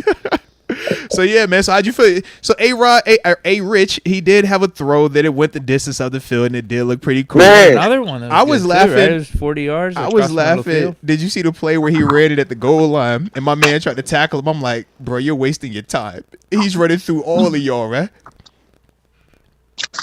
Bro, he's the definition of the running quarterback. Yeah, like that's real. He can do everything, but you better know what them legs is doing first and foremost. Mm-hmm. You know. Like, I think he's more of a running quarterback than Lamar. And I know that sounds crazy. Because Lamar at this point. I don't think that's crazy. I think Lamar has graduated. I think he's truly a hybrid. Whereas A-Rich, that's part of my complaint. I feel like A-Rich is just... He's Joe Milton. The 9 for 19 concerns you most. Yeah, yes, it does. Yes. I don't like that. I don't like that at all. You better know. You better know who got the quarterback on the pool. That's all I'm saying. Like when I play Anthony Richardson, when I play Joe Milton, I'm saying a safety. It's 11 on 11 this week. All right, we got to account for the quarterback in the red game. Yeah, we don't have. We're gonna need every hat in the pitch, bro. Everybody counts this week. That's how I look at Anthony Richardson right now, bro. That 50 yarder, that 60 yard, that ain't enough to scare me all the way just yet. I'm like, you gonna have to keep showing me. Right now, I'm saying, hey, treat it like Wildcat. We playing cover 3, we playing cover 1. I might blitz it, but yeah, we here. I need that guy in the box. All right. Treat it like Wildcat. You better know it. Mike over. I don't really want this on my corner. I don't want that on my corner. I don't want him running up on my. Hey, go tackle that Dante. Go tackle that JP. No, I don't want that. Yes. I want Minka seeing that. I want an outside linebacker seeing that. Look at this dog rush. All right, out there. You're seeing 250 plus. All right, you're not running into any of my little guys, man. Look like you. You look like. Yeah. I'm playing them like I don't really know if I want my corner one-on-one with that. I'm telling you, bro. That's what. When you had that little running touchdown by the goal line, it looked like that. I'm like, bro, that little DB is not tackling. The DB didn't even want to get on the tracks. You could tell he was thinking about if I even had like anybody trying to do that, man. No. Some people feel like they come there for that, man. Not at all, man. All right, but we had another one in the division as well. Cowboys and them Cleveland Brownies, man. How'd you feel about that one there? I don't like their offense, man. They respect. I think they spending too much money in there to look like that. Like that. Jerry Jeudy, Amari Cooper. I don't like Deshaun Watson. It looks slow to me. Like it just looks. Still, that whole offense looks like a slow developing offense. Like everything about it, it don't look. for have all that talent in it. I mean, but they are missing. They missing Chubb though. I was about to say. I was gonna say it looked like Nick Chubb needs to get back ASAP. Yeah. Like it looked like it's built for Nick Chubb. Mm-hmm. You know, but it's like you pay all that money, you know, in these other places, and it's like not other places. The quarterback got the money, so you know how it is. That's what keep it buck. The quarterback got his money, but you ain't really airing it out like you supposed to. And he got a nice O-line. He really do. That's not a bad. They nice on paper. I ain't feel like they played nice this past game though. I felt like they ain't played nice. Maybe it was the Parsons effect, or maybe I don't know. I felt like they ain't played nice like that though. Yeah, that's a real thing. Yeah, that's a real thing. And I also will say that Dallas team's a good team. Like as much as we hate, and they got put out early last year. That's a tough team. Dallas gonna win 13 games. They do it every year. They play defense, and they got a Zimmerman in there calling it. That double barrel's back alive. Hey, I hate the double barrel. They go mug you to death, ain't he? If you know. He go mug you to death. Hey, you can't be right. You know. You can't be right. I feel like Zimmerman created the double barrel the way he run it. So essentially, talking about when them two linebackers walk right up into the trenches, everybody at the line of scrimmage on defense. Sometimes everybody got a gap out, but everybody has a gap. And for the O-line, it forces one-on-ones, but it also forces you to either slide this protection or get it right. And when you get wrong, it's the original simulated pressure. Yeah. It's how they simulated pressure before they did all this mid-front, before they started dropping like wheels and all that out, before they really got in that 3-4. You can send a DB, but drop somebody out of this, and it looks like a blitz, but all it is just a 4-man rush, and you playing coverage behind it. But the thing is, you can't leave Michael Parsons one-on-one with none of your linemen. Yeah. So now you're in trouble. It's perfect. That's how you do it. Yeah. Then it's a DeMarcus Lawrence in there that nobody's in there talking about. Mm-hmm. Like it's a lot. It's just a lot, and that's a pass rush on the way. Yeah. On the way, you know, it's a lot in there. There's guys in there shouldn't even speak of. That boy from Texas, whooping dude. Oh yeah. Overshown, Demarvin. Yeah, he was in there like Demarvin. We talked about him. Heck yeah. He was hurt last year. Missed all the year with the ACL. He was back this year, flying around, bro. Yeah. A lot of pieces in there. Yeah. You know what I mean? That's real life. You get a Diggs come back, you go get him one. Like it's just a lot of pieces in there, man. That's real. That's real. It's a pass rush. Pass rush changes everything. You know how that goes. Yeah. I got to get rid of this in about 2-3 seconds. And it's 11 on the team over there. Where's that at? What'd you think of the Dak contract? I was surprised, man. You were surprised? What you were surprised at? I didn't think it was going to get it done. I thought that was the next year thing. What you mean? You see what he just did? This Dak we talking about, bro. That's Mr. Folk through the air. You know that. Are you giving him that contract? $60 million. Shador didn't have a great game on Shador throwing linemen under the bus, man. You better not get that man. You better pay Dak sick. Dak's going to say all the right things, man. Shador didn't have a good game. I think it got Dak paid real quick. He said, hold on, what time y'all play? All right, let me see what this Saturday look like first. Still got Cam Ward, though, down in Miami. Ooh, okay. Cam Ward might even be better than Shador. Uh-oh. I think that got Shador complete. Yeah, I think that got Shador completely, like, I think Shador playing the way he played might have got Dak cleaned up. Like, all right, let's make sure we straight over here. Nah, bro. We can't risk this way. As much as I'm joking, I really think, like, I just didn't think they would get that done. But I think that's another good business. Like, let's kill the noise. I think Jerry Jones is a businessman, man. He played the game all summer, man. I'm not paying y'all. He kept y'all in the headlines too, bro. They was in the headlines all summer. I don't want to pay y'all till I absolutely got to pay y'all. Yeah. I guess now I got to pay y'all. Here, take your money. Let's get back to it. Got to pay y'all now.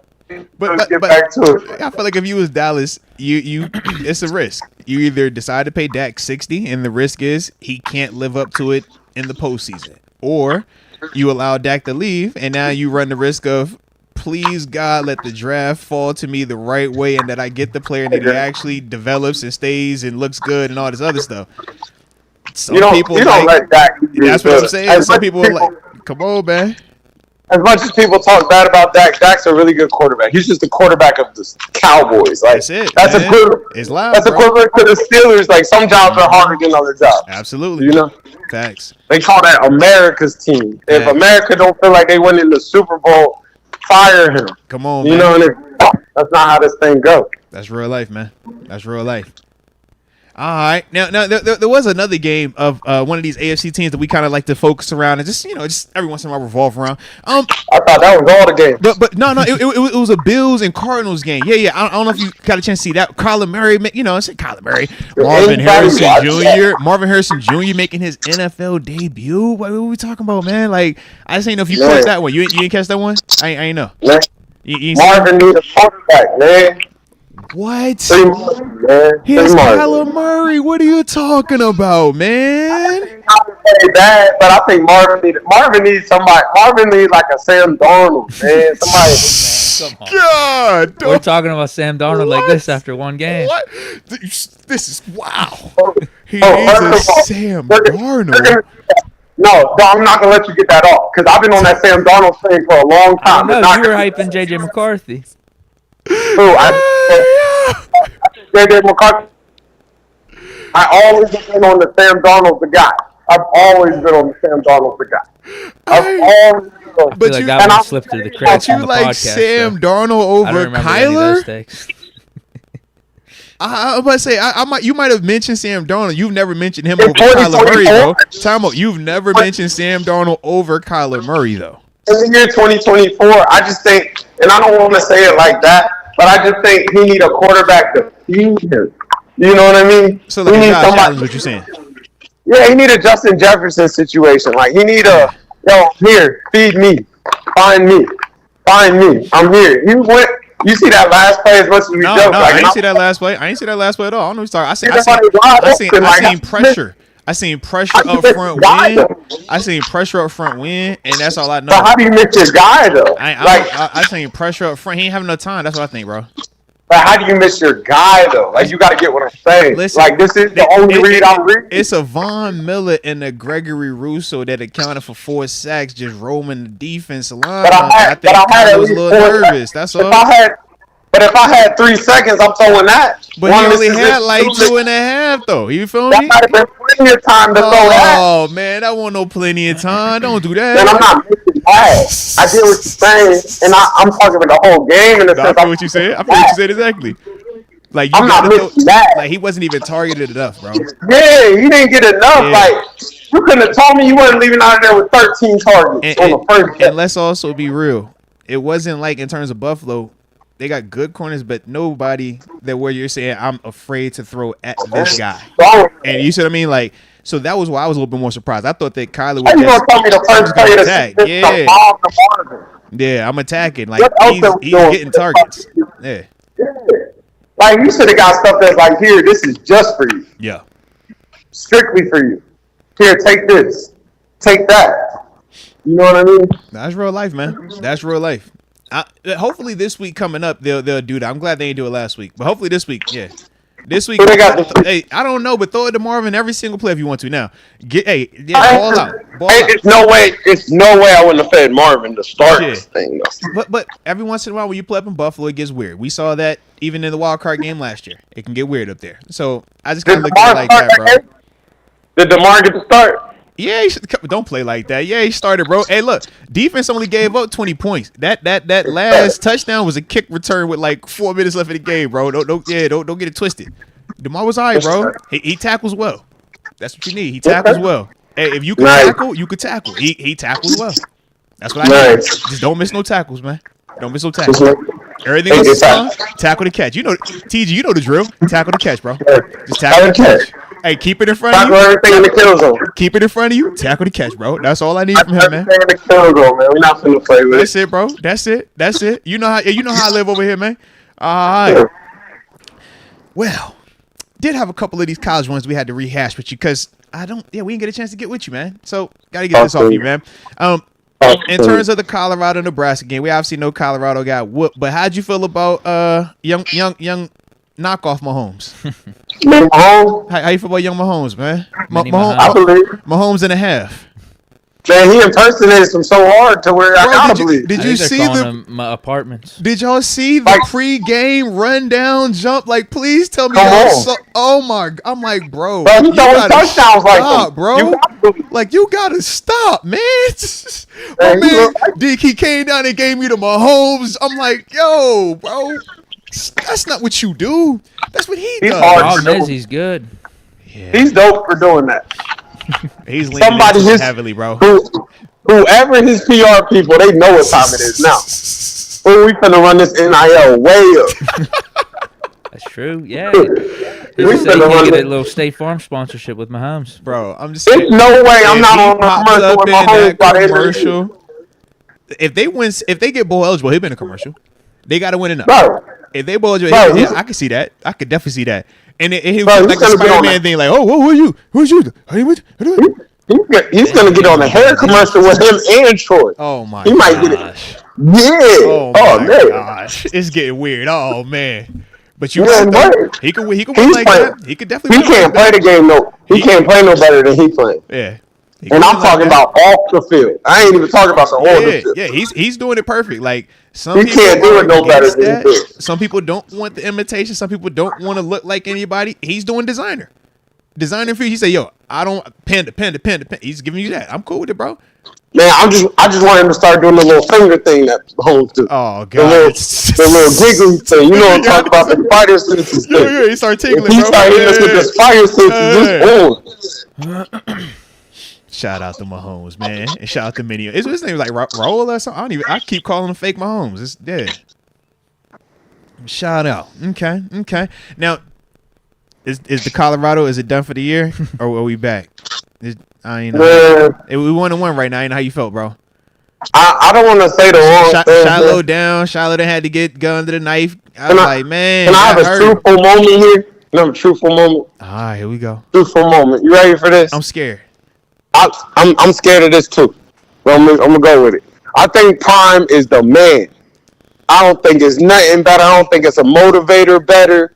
I think Prime is for the culture. I love Prime. I'm a Prime guy. But you heard Prime does good decisions. Like when it's times, he don't all the way get it done sometimes. Like I kind of put this one on Prime a little bit more than I put it on the kids. And I don't think they played well at all. But I don't think the strategy, like the clock management, the strategy, a lot of stuff he do is like bad situational football. You know what I mean? Like it's like, bro, it's a time to run the ball. It's a time like you can't Shador this thing the whole day. Like like I'm like, bro, you gotta hand that thing off to somebody. Like this line tired too. Like it's just it don't do it for me. Like I love the effect. I love the people coming out. I love everything about it. It's like it's not growing to me. You know what I mean? Like we're still making the mistakes we made 2 years ago, and it's like we're supposed to be past those. Yeah, you know. Because like you said, everything but the consistent winning part has been infinitely better. When you talk about engagement, you talk about enrollment, you talk about the fact that they on primetime television every day of the week. Like that's the Prime effect. We know the recruits that come there, the big celebrities that are at the games. We get it, but it's like you do have to still win. He got more than enough to compete with a Nebraska. He should have competed and played better. Like all the hype and all that, he should have competed. Nebraska is a first-year program in a sense, too, over there. I mean, they got Matt Rule. Remember, he came at the same time that Prime came in, essentially. Come on. And for him to put it on you like that, I didn't think it was prepared enough. Yeah, I didn't like that. But you can make the case that Matt Rule is further along, though, from a coaching development standpoint, because he already had success in Baylor before he got the opportunity to go to the league. I don't know if I respect it. That's Prime. But when is this? So now you're having are you ready? No. Now you're having the debate. TG. Let's be real now. Let's be real. Matt Rule had already had success at the 1A level, and then got an NFL head coaching job. Prime. Yeah, I remember Matt Rule. Prime success. But think about Prime success. Where was he at collegiately? It wasn't West Virginia. It wasn't JMU. Where was he at? At Bama State, I'm with you with that. I feel that. So that's why all I'm saying is it really like outlandish to say that Matt Rule could be further along as a coach than Prime, when we've already seen Matt at this level have success to the point where he got the head coaching job at the NFL level. Prime hasn't got that just yet. We're not saying that it won't happen. We're not saying that he can't do it. But all we're saying is we've already seen Matt Rule win at this level and build a program. We've already seen him do that. This is what Prime is trying to do here. He did it at the HBCU level, right? The 1AA level at Jackson State, but we haven't seen him do it at this level just yet. And I think that that's still part of the question marks surrounding Prime. Is that the simple coaching X and O's situational football wins and losses at this level? I think is still the jury is still out right now. Yeah. You don't. But my thing. Now you bring up a good coach. Now you bring up another debate in which it's like, does that old player, can he not handle being the coach? You know what I'm saying? Because I'm like that though. No, I'm not saying that. I feel what you're saying. But Prime got just as much football experience as a Matt Rule. You know what I'm saying? And that's fair too. On the field, I agree with you. On the field, right? But you're saying off the field, he's getting work. But no, all I'm saying is this though, TG. Did you learn more when you were on the field, or has your knowledge for the game grown even more so now off the field in this coaching perspective when you're simply talking X's and O's and big picture X's and O's, not as a player when I'm hyper focused on my individual rule or me and the 2-3 guys that are in my vicinity or just my side of the ball. We're talking about as the head coach. It's not just defense. It's offense, it's defense, it's special teams, it's situational. It's how do I manage my depth over here? Who do I want to start, man? How do I tell this dude not to do this right here? Like, I think all of that goes into it when you're the head man versus if we're just saying, Prime, can you go coach a defense? Heck yeah, I think Prime coach defense. Hey, Prime, can you just coach offense? I think he could if we're just talking about just one. But we saying, run everything. And all I'm saying is we've seen Matt Rule already do that and have success is all I'm saying. Right. But I feel like Prime can for certain do it, but we just saying Prime is still young. Like, this is second year of Prime being in the Big 12, bro. Like, it ain't like we seen Prime have success already at this level. Like, he was at the HBCU level. So that's all we saying is like, can we respect that at least Matt Rule has already done that is all. Man, I just think Prime's starting to shoot at what he's done. Because now I think people starting to be like, like, it's just a lot more like, man, I don't know if that's that. Yeah. And I feel that right now. Because I'm like, man, I hated the way he lost. I thought they played terrible. Yeah. I honestly did. I didn't see no competition in there. Mm-hmm. It looked like bad ball, respectfully. Yeah. Bad ball.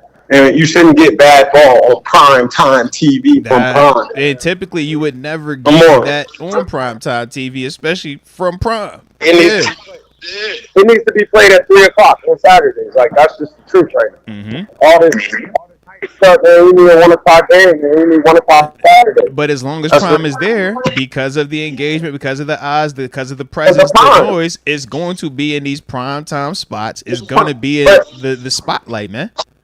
But you call it what you want, man. Celebrities don't pull up to L's, man. Like, I'm not here to see that. And I know people won't keep coming. That's real.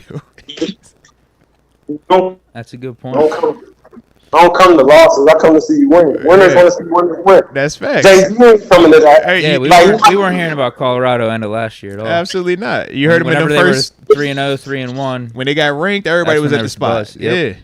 Yeah, it's just not the effect right now. Like, that feels dry over there to me. Yeah. And I hate it because he got some Porsches over there. He do. It's a Bugatti in there. Bro, it's some filthy stuff. It's a little Lambo out there, receiver. They got something that needs to be on Prime TV, but it's like, and that's my thing. It's too much talent in there for that not to be messing. But I feel like the talent is at all the positions that matter, but they don't matter the most in the sense of the trenches. I feel like they still weak in the trenches. Bro, you watch the same North Dakota State team I watch get after that same offensive line. Yeah, Shador was only sacked once or twice, but he was hit and pressured dang near every time he dropped back. That's not a good offensive line, bro. Yeah. I'm not a fan. Like, I'm a fan of, you know what I mean, the culture, the flavors. the energy. I don't like the way they played it. Hey, look at TG. You know, I hate this convo because Prime that's my favorite football player. Like that was my guy. Like I grew up high stepping, bandana on my head, give me the 21. You feel me? Come on. It's just like it's a difference when we're just talking about the coaching element specifically. It's not good ball. Like, it's not good ball. Like I don't like the football aspect that I'm getting out of Prime right now. And I love Prime. Like there's too much finger pointing too. Yeah. It's just a lot of. It's just not good ball, bro. It's a little bit too loud. Like respect, like, and I'm all for the loud, but it's a time for loud. Like right now, it's like, why are we so loud? Now, you know what I mean? Deke brought up the finger pointing part. How'd you feel about that? Because we do see that over there also. I think they point fingers. I think they point a lot of fingers. I heard the whole Shador thing. I heard nah, man, the QB of this team, that's on me. My man was like, yo, I'm going to tell you everything. Not to say this how you do it real quick, all right? Peep that. But I'll be honest with you. Now, I stand on that. I don't like the finger pointing on a positive or negative in that building. Yeah. Because I think there'll be a lot of stuff. I trust 3 with the ball. I trust Shador with it. You hear him, right? Yeah, I want my best player to have it, Shador. I trust him. Yeah. I'm like, yeah, you can't say that. Nah, them not the lines right now. Like this is college. Like you talking like a dad. Dad can say that, not coach. Or player can say that, but not starting quarterback of the team. I just feel like it brings controversy. Yeah. And I love Deion. I love Prime. Like I'm one that only wants to see it work. I love to see it get in a playoff. Yeah. But that's not that. Like you said a playoff. Just give it to a bowl game, bro. Six wins, get the man to a bowl game, bro. I think that's it's some business that don't get handled properly all the time. I don't like that. Yeah. You know? That's real. That's real. I think that gotta pick up. Okay. Well, it shall be interesting over there. I don't even know who they got this week, man. But hopefully they figure out something sooner rather than later. All right. I like it, man. I like it. Well, it's a little bit over an hour now. All right, so I like it, man. So we'll go ahead and wrap this one up with you. But let me say something. I was about to say, did you have anything that you needed to send to good old? Let me tell you something. Hey, what did you say? Floor is yours. Floor is yours. Let me tell you something. We're gonna smash them people when they come to Morgantown. You know what I'm sorry. We're going to smash the people this weekend. You feel me? Okay. It's West Virginia versus everybody. Ooh, okay. It's the nation versus everybody. Talk to me. But when we say everybody, I'm going to be honest with you. Okay. I'm going to be honest. When we took that Penn State on the chin and made us better. Ooh. You feel me? We're going to come up to these people. We're going to smash these people. Ooh. You feel what I'm saying? Okay. They can have Kenny Chestnut sing the night before. They can have Larry Kruger sing the night before. It doesn't matter who's coming. We're coming to smash these people. You see what I'm saying? Like this thing, all that stuff Deion say is personal. This is the definition of it's personal. You see what I'm saying? Like this is strictly business out here. Let's go. If you don't win this, you don't come home type conversation. You see what I'm saying? Like this is a must win. We're gonna go smash them folks. Okay. You with me? Yeah. It's coaches fighting for their jobs out here. This is way bigger than it looks. Okay. This is a life Brown, bro. It's way bigger than Nino Brown. This is way deeper than. It's way bigger than Nino type. Like this is heavy. This is heavy. Do not fall for nothing. We're out here to smash these people. Let's go. We're not here to beat them by 7. We're not here to beat them by 14. We want to beat these people by 36 points. We want to beat these people. Talking nasty. Lord. If there's any type of spread, we want to take it. Like it's like that. Okay. It's West Virginia. It's the true leave no doubt. It's a Bill Stewart. It's the whole nation coming into this moment. We're here to smash these people. We're here to run these people out of the stadium. We don't want to hear ain't no Sweet Caroline. It's Country Road from here. So you can't sing it no more. Country roads take almost heavy. Okay. It should be a home game no matter where we're at because it's Mountaineer Nation versus everybody. That was filthy. You with that? Okay. It's a home game. You know they getting smashed. He had more to say last year and the year before because he had a halfway decent. He's getting smashed this year. He's getting smashed this year. It's gonna be so exciting. What's the bet? And I still got that sitting here. I got a jersey ready to be whatever you want to do. It's been running from the jersey for 3 years now. Stop letting them duck. He said, "Don't think I forgot. I like it. I like it." Did you have anything else you wanted to add? Yeah, can I speak? All I gotta say is, hail to Pip.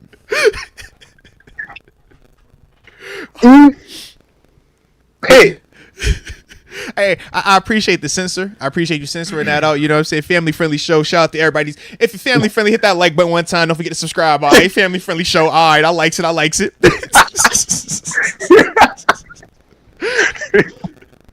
I like it though. I like it. All right. Nah, like it's total. It's war. It's leave no doubt.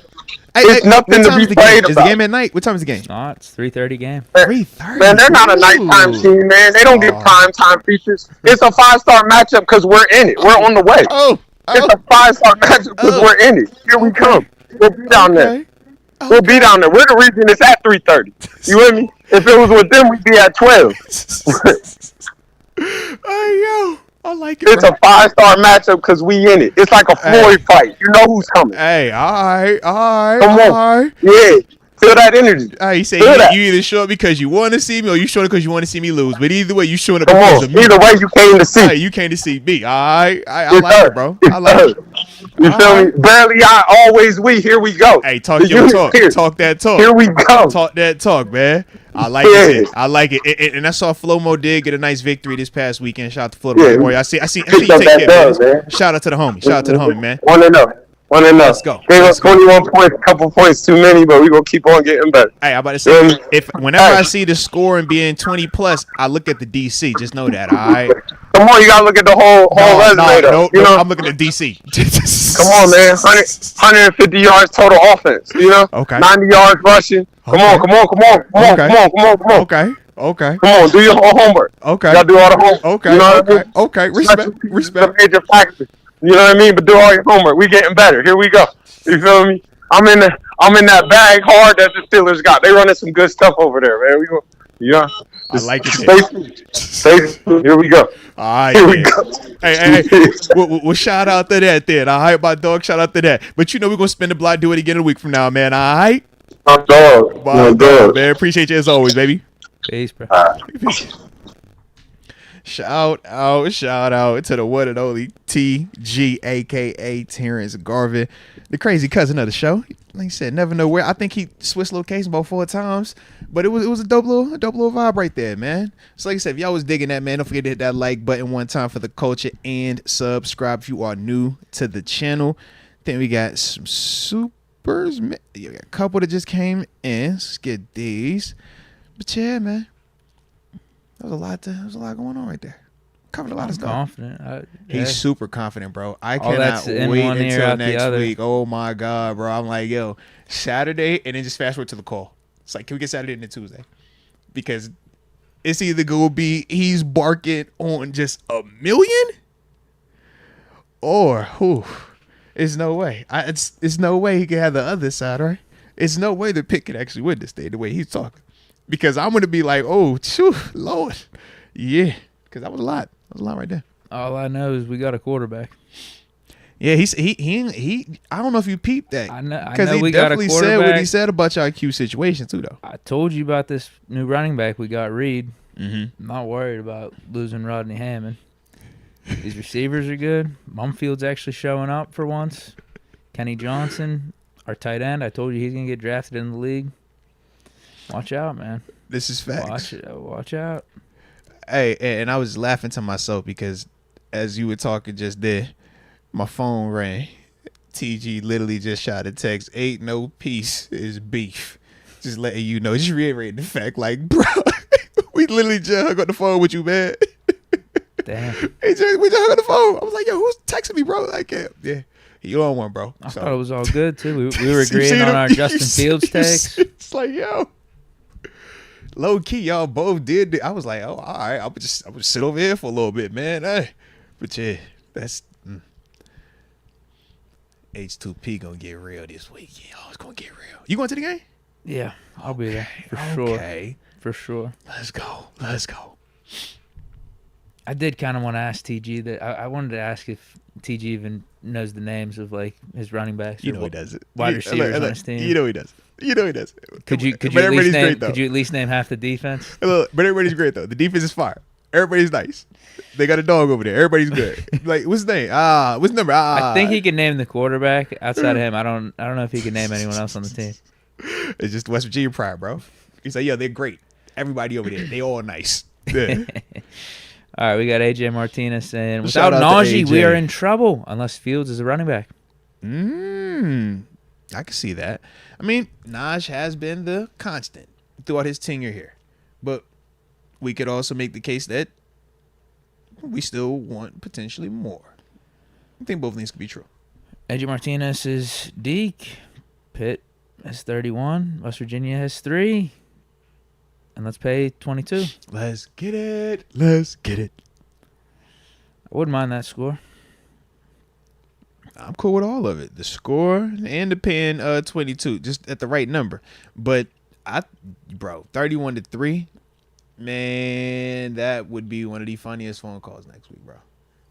He might call out sick. Yeah, when 31-3, he'll call out sick, bro. Booman 318. I think 10 is not bad to give to Naji, and I think he is looking motivated like he was his rookie season. No, that's fair. I would also say I think he was motivated as well, man. I like the way that he started the game off. We said he was running like it was December version of Naji. Physical from the beginning, but I love this passion. I thought that was one of the things that really helped us early on while we were kind of warming up to it a little bit. And it was good to actually see that Coach Tomlin kind of said some similar stuff, man, about offensively and defensively at the beginning of the game. It felt like they kind of like... I think Tomlin listened to what I had to say about the game. He just reiterated everything, like my whole recap. Yeah, it was like, shout out, baby. AJ Martinez, Jerry Jones is going to pay him. Naji is 1. If Naji hits the market, I could see that. I mean, they like what Zeke was doing last week, but Zeke is the old model now, man. Wouldn't hate it. AJ Martinez, Naji to Miami. Then Fields will have 2,000 yards rushing and 1,000 passing. Hey, bro. I don't know how I feel about that one, man. That ain't the best, man. We don't like that all the way, man. That's a hell of a season. No. 2,000 passing or 2,000 rushing yards, 1,000 passing yards, that ain't what you want. We got to be doing something right on offense if your quarterback's getting 2,000 yards on the ground. That accounts for 3,000 total yards of offense. I mean, we're enough? probably running it down other teams' throats, though. 2,000 running backs don't get 2,000 yards. True. You got to assume Jalen Moore and Naji, they're getting theirs, too. No, they can't be if he's getting 2,000, bro. We are running it all over. And we only got 1,000 passing yards. 2,000 rushing yards. Can we get 2,000 passing, too? Or I'd be fine with that for a season. No. For one season, I think that stat line means we're winning games. Bro. I don't think you know it. Bro, that's not a... No, man. And obviously, he's healthy, too. 2,000 means you got to be playing all those games. Got to be healthy, man. I just don't think that's enough, though, man. It's the 1,000 passing I don't think is enough. Or, matter of fact, pull up AP's 2,000-yard rushing season. What about it? See what the quarterback threw for that year. The quarterback? Yeah. Because like 1,000 passing yards don't feel like enough to me, man. 1,000. Even with Lamar last year, Lamar still had about 26, 28, right? Maybe we have Russ in there a couple times. Oh, see, now we get It's a dual backfield. Okay. Maybe Russ has like okay, because I'm like, yo, we light on this passing, man. 1,000 yards passing is not a lot of passing yards, bro. Yeah, but those rushing yards are crazy. We might have 4,000 yards on the ground. Justin with 2, Jalen with 1, and Naji with 1. Oh, see, now you add one, and now we're just gonna be Air Force or what's some Army Academy? Yeah, Army. Yeah, that's fine. Fine for a season. I could live with that. I mean, it'd be crazy to watch. No, bro. If it was 3K on the ground and 1 through the air, cool. If it's just 2, I need another like 2 or this. Yeah, something through the air, man. Who was their quarterback? Take a guess. Favre was hurt by then, so no. Actually, that might have been Ponder. Was it Ponder? It was. Yeah. 3,000 yards. 2,900. You catch what I'm saying? I'm like, need to uptick some, man. That we short. Yeah, but they didn't have any other rushing yards outside of AP. This is also true. 253 for Ponier, 169 for Gerhardt. Toby was still there? Yeah, he was a backup. Shout out to Toby Gerhardt, man. He came on when I came on. God. So, yeah, there's was just 2,000 even. There's room for rushing yards in that field scenario. So it's only 1,000 passing, but we could still get another 1,000 or 2 on the ground with Naji and Jalen. I like it. Shout out to AJ, man. We got AJ Martinez gifting a Moats membership to Jay Moods. Hey, shout out to AJ being a rock star at life, paying it forward. And Jay Moods, welcome to the upper room. Yes, indeed. Yes, indeed. Future Berg, Fields is going to ball this weekend. Deke, I'm proud of you for having optimism on Fields. There it is. Availability brings opportunity. Get one more receiver. Moats. Well, which receiver we looking for? I want to see what Roman Wilson does when he comes back first before we make any grand trades. Hopefully Wilson's back this week. The way Tomlin was talking about him, it's possible.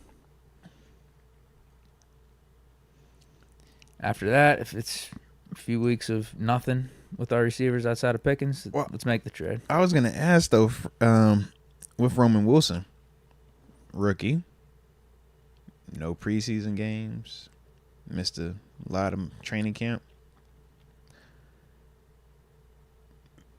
Do we think he's going to... I just think he could be good. Come on, be good out the gate? Yeah, I think he could be good. I don't think it hurts to see what he can do for a couple weeks. Okay. Yeah, because for me, I ain't gonna lie, I was just like, I would like to have something in addition to it, regardless of if it can be great or just, typical rookie stuff. But, yeah, it's just like you missed a lot of time. Kind of like when we looked at Kirk Cousins, like, it just looks a little off. Or even Ayuk was like, I don't think the timing's good because I don't think teams are that eager and I would this agree early with in that the season too, man. to be trading players right now. I think you got to wait at least 3-4 weeks to get a gist of where you're at as a squad. Yeah, because if you're a team that does have an asset that you wouldn't mind parting ways with, you're not about to do it after one game. Right. If that was the case, you would have already done that before the season started. Right. Yeah. That boy 23 says, Ball's being disrespected is by not getting posted by Pat McAfee. It's crazy to me. What happened? I missed that. I'm not sure. I don't know.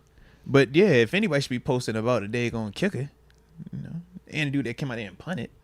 Right. Should we don't Pat McAfee, man. Martian asked, is Andy Weidl the unsung hero? I mean, he's building up the trenches. That is his staple. You look at what he did in Philadelphia, it's showing. And thus far right now, after one game, it looked good this year. I don't know if people would be saying he's the unsung hero if it was like 3 weeks ago in the preseason. So that's my only, just keep looking like how it looked. And, yeah, that could definitely be the case, man. 100%. Black and Martyr, dropping in live for a change. Shout out since to I'm Black free and at the Martyr, moment. man. Hope all is well. Let's go. Yeah, what's up, dude? Thanks for stopping through. About to say, I know Black. I seen Black and Martyr in person, man. That's the home. We like Black and Martyr. Haven't heard from him in a minute. Yeah. Good Hope all is well, man. That's it. I like it, man. Super chats. I like it. All right. So we do have time. A little bit. We got some time. But it's up to you. Because if we don't do Coach we did talk about Fields with TG. Yeah, because I was like, that's like the big part of it. Right. He said right now Justin Fields is the starter. Yeah. For Denver week. That's how they're going into practice. That's how they're starting this week 2 off. Bump that, Deke. I'm going to put the title up while you talk about it, all right? Because that is what he said. Yeah, that's what he said, man. He says, Russ is injured right now. He's going to be limited in practice to start the week. And Tomlin doesn't want to be like flip-flopping. Mm-hmm. He wants to be more clear on the quarterback situation as the week starts because it will just do better justice to the team and what we're trying to game plan for on offense.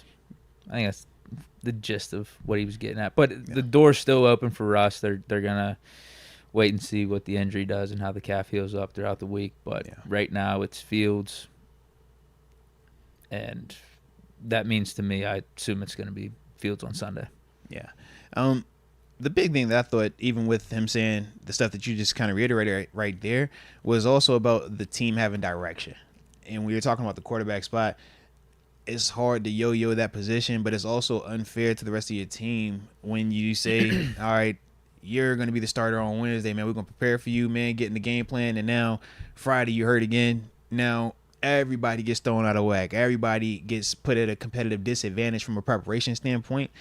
And that was kind of my takeaway as well, man, listening to him talk specifically about, Russ's availability or the lack thereof thus far. He just, to me, it's seeming like this simplifies a lot by just saying, if this guy is hurt, he is the guy that we're preparing for as the starter going forward. And I think it's appropriate. Like you said, if he's healthy, it's different. If he had been here for 10 plus years and it's the Ben Roethlisberger here, I think it's different. Yeah. But this situation, this is a little bit unique because both of these guys are new, man. So I did like that part, man. One of the other things, though, he was talking about Troy Fautanu, man. He was talking about how he's been working, getting back, and he didn't all the way finish the statement. I wish he would have, because they was asking about how Troy was listed as the starter prior, in the preseason. He got hurt, but now that he's back kind of being out there practicing, what is that going to look like this week? Does he come back? He wouldn't like all the way say yay or nay in terms of would he be in that starting lineup, or what does that mean for Broderick / Dan Moore either? Yeah, there's no reason for Fautanu to be starting this week, I think, with how Dan Moore played and how Broderick looked. Yeah.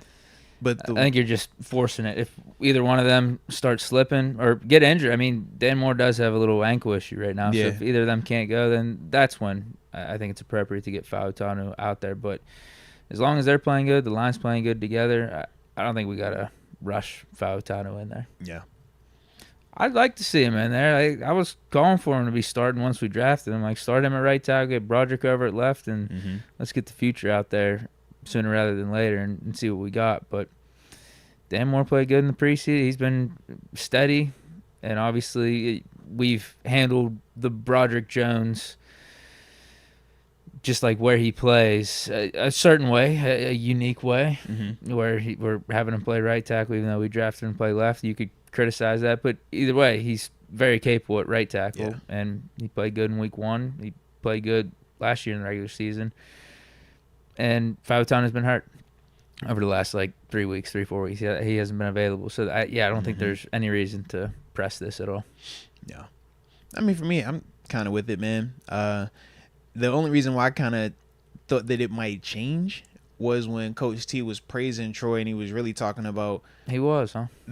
He was like, man, the way that we've seen him, he's kind of earned where he's at right now. And that's part where I'm like, so we were talking more so practice specifically in terms of why y'all are thinking that he's there. Whereas because for us, we just saw the game part of it. We saw practice, but the game was what kind of stood out to us more so.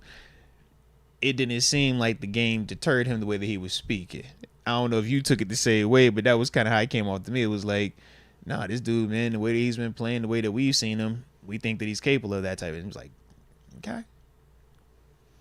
So that's what made me think, like, all right, so if he's out there, you just throwing him back out there then? I don't think. I don't think. But he was speaking highly of him. Yeah. I would guess not. Unless, again, one of those guys are healthy or one of them has poor play. I think that's when you do it. But as of right now, with how the line looked week 1, Fautanu is going to be around here for a long time. I mean, we handled Broderick Jones the way that we did last year. I don't know why we would have this special scenario for Fautanu and speed up the process for him. That doesn't make sense. Like, I don't know. It just really doesn't make sense to me because I was going to say, if anything, maybe you could look at last year and say Broderick had more of a case to be starting than the guys we had. But Chooks was a starter here for, 3 years? Just kind of like the Dan Moore version, but he was a second contract guy because we had already paid him by then. Maybe you could have said we just start Broderick Jones week 1 over Dan Moore then. Like, I think that may have been more justified going into the last year versus starting Fautanu over Dan Moore, Broderick Jones this year. Right now, yeah.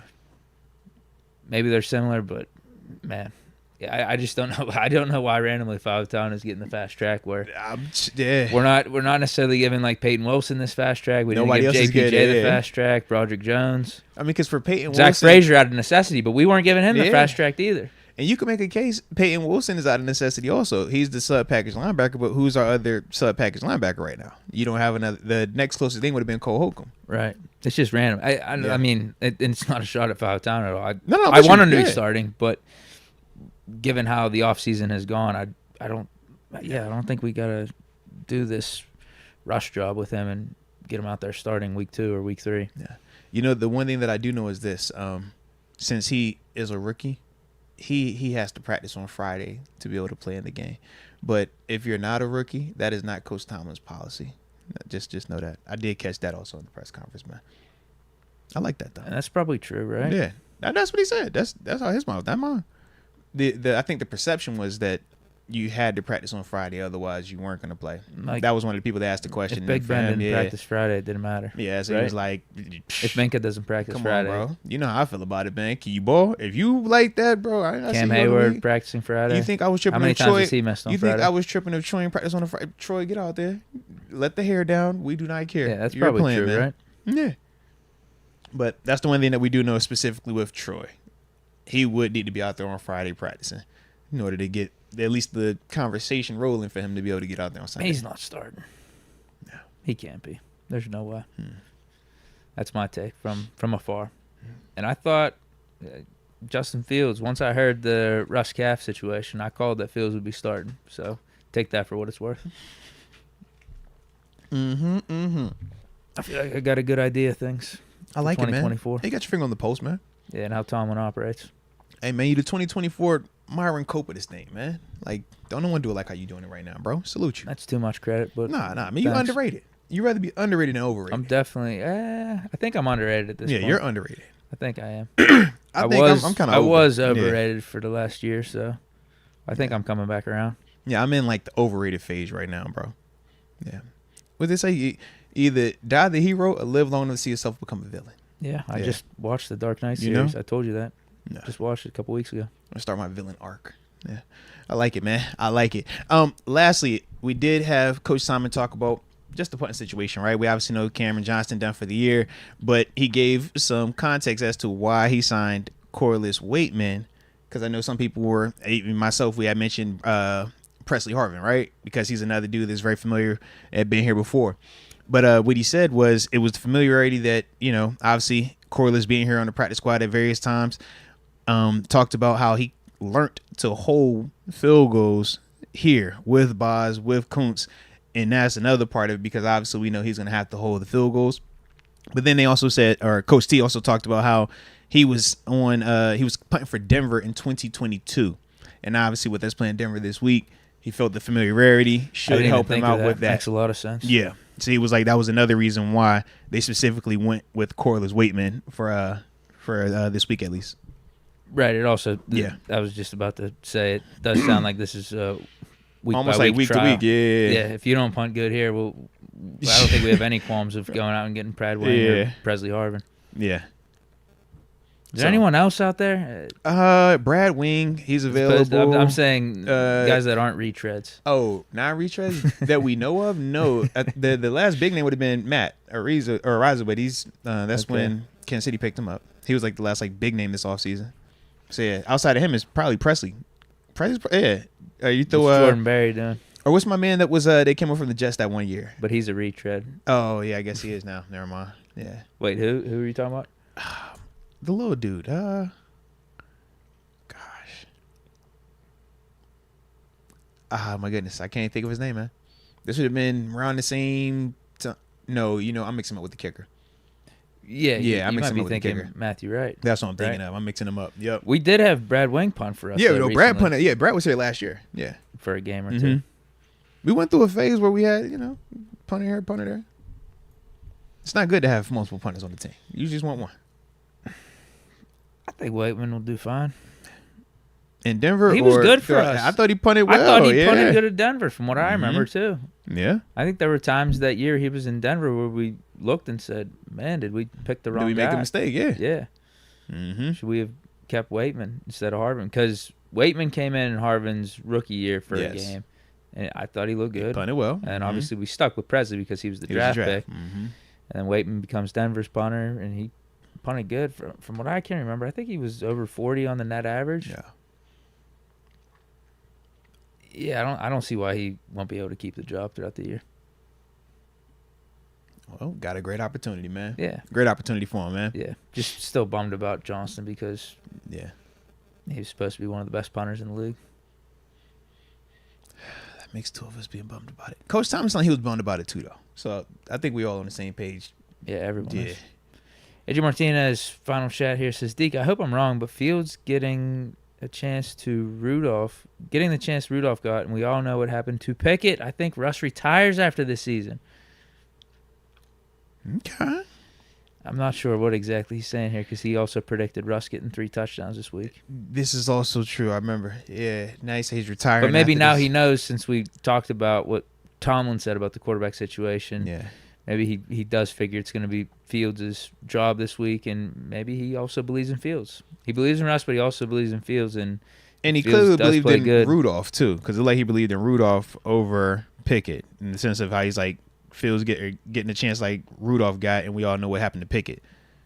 So, even though it wasn't, I don't know. All right, okay.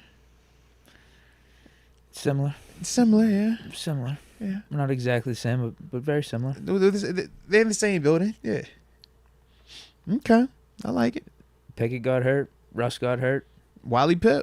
I could dig it, man. We got to see what the offense looked like with Rudolph. We get to see what the offense looks like with Fields. Mm-hmm. Both good, and we just stick with the hot hand. Who's this guy, Lou Gehrig? Where is he from? Oh, all right. Yeah.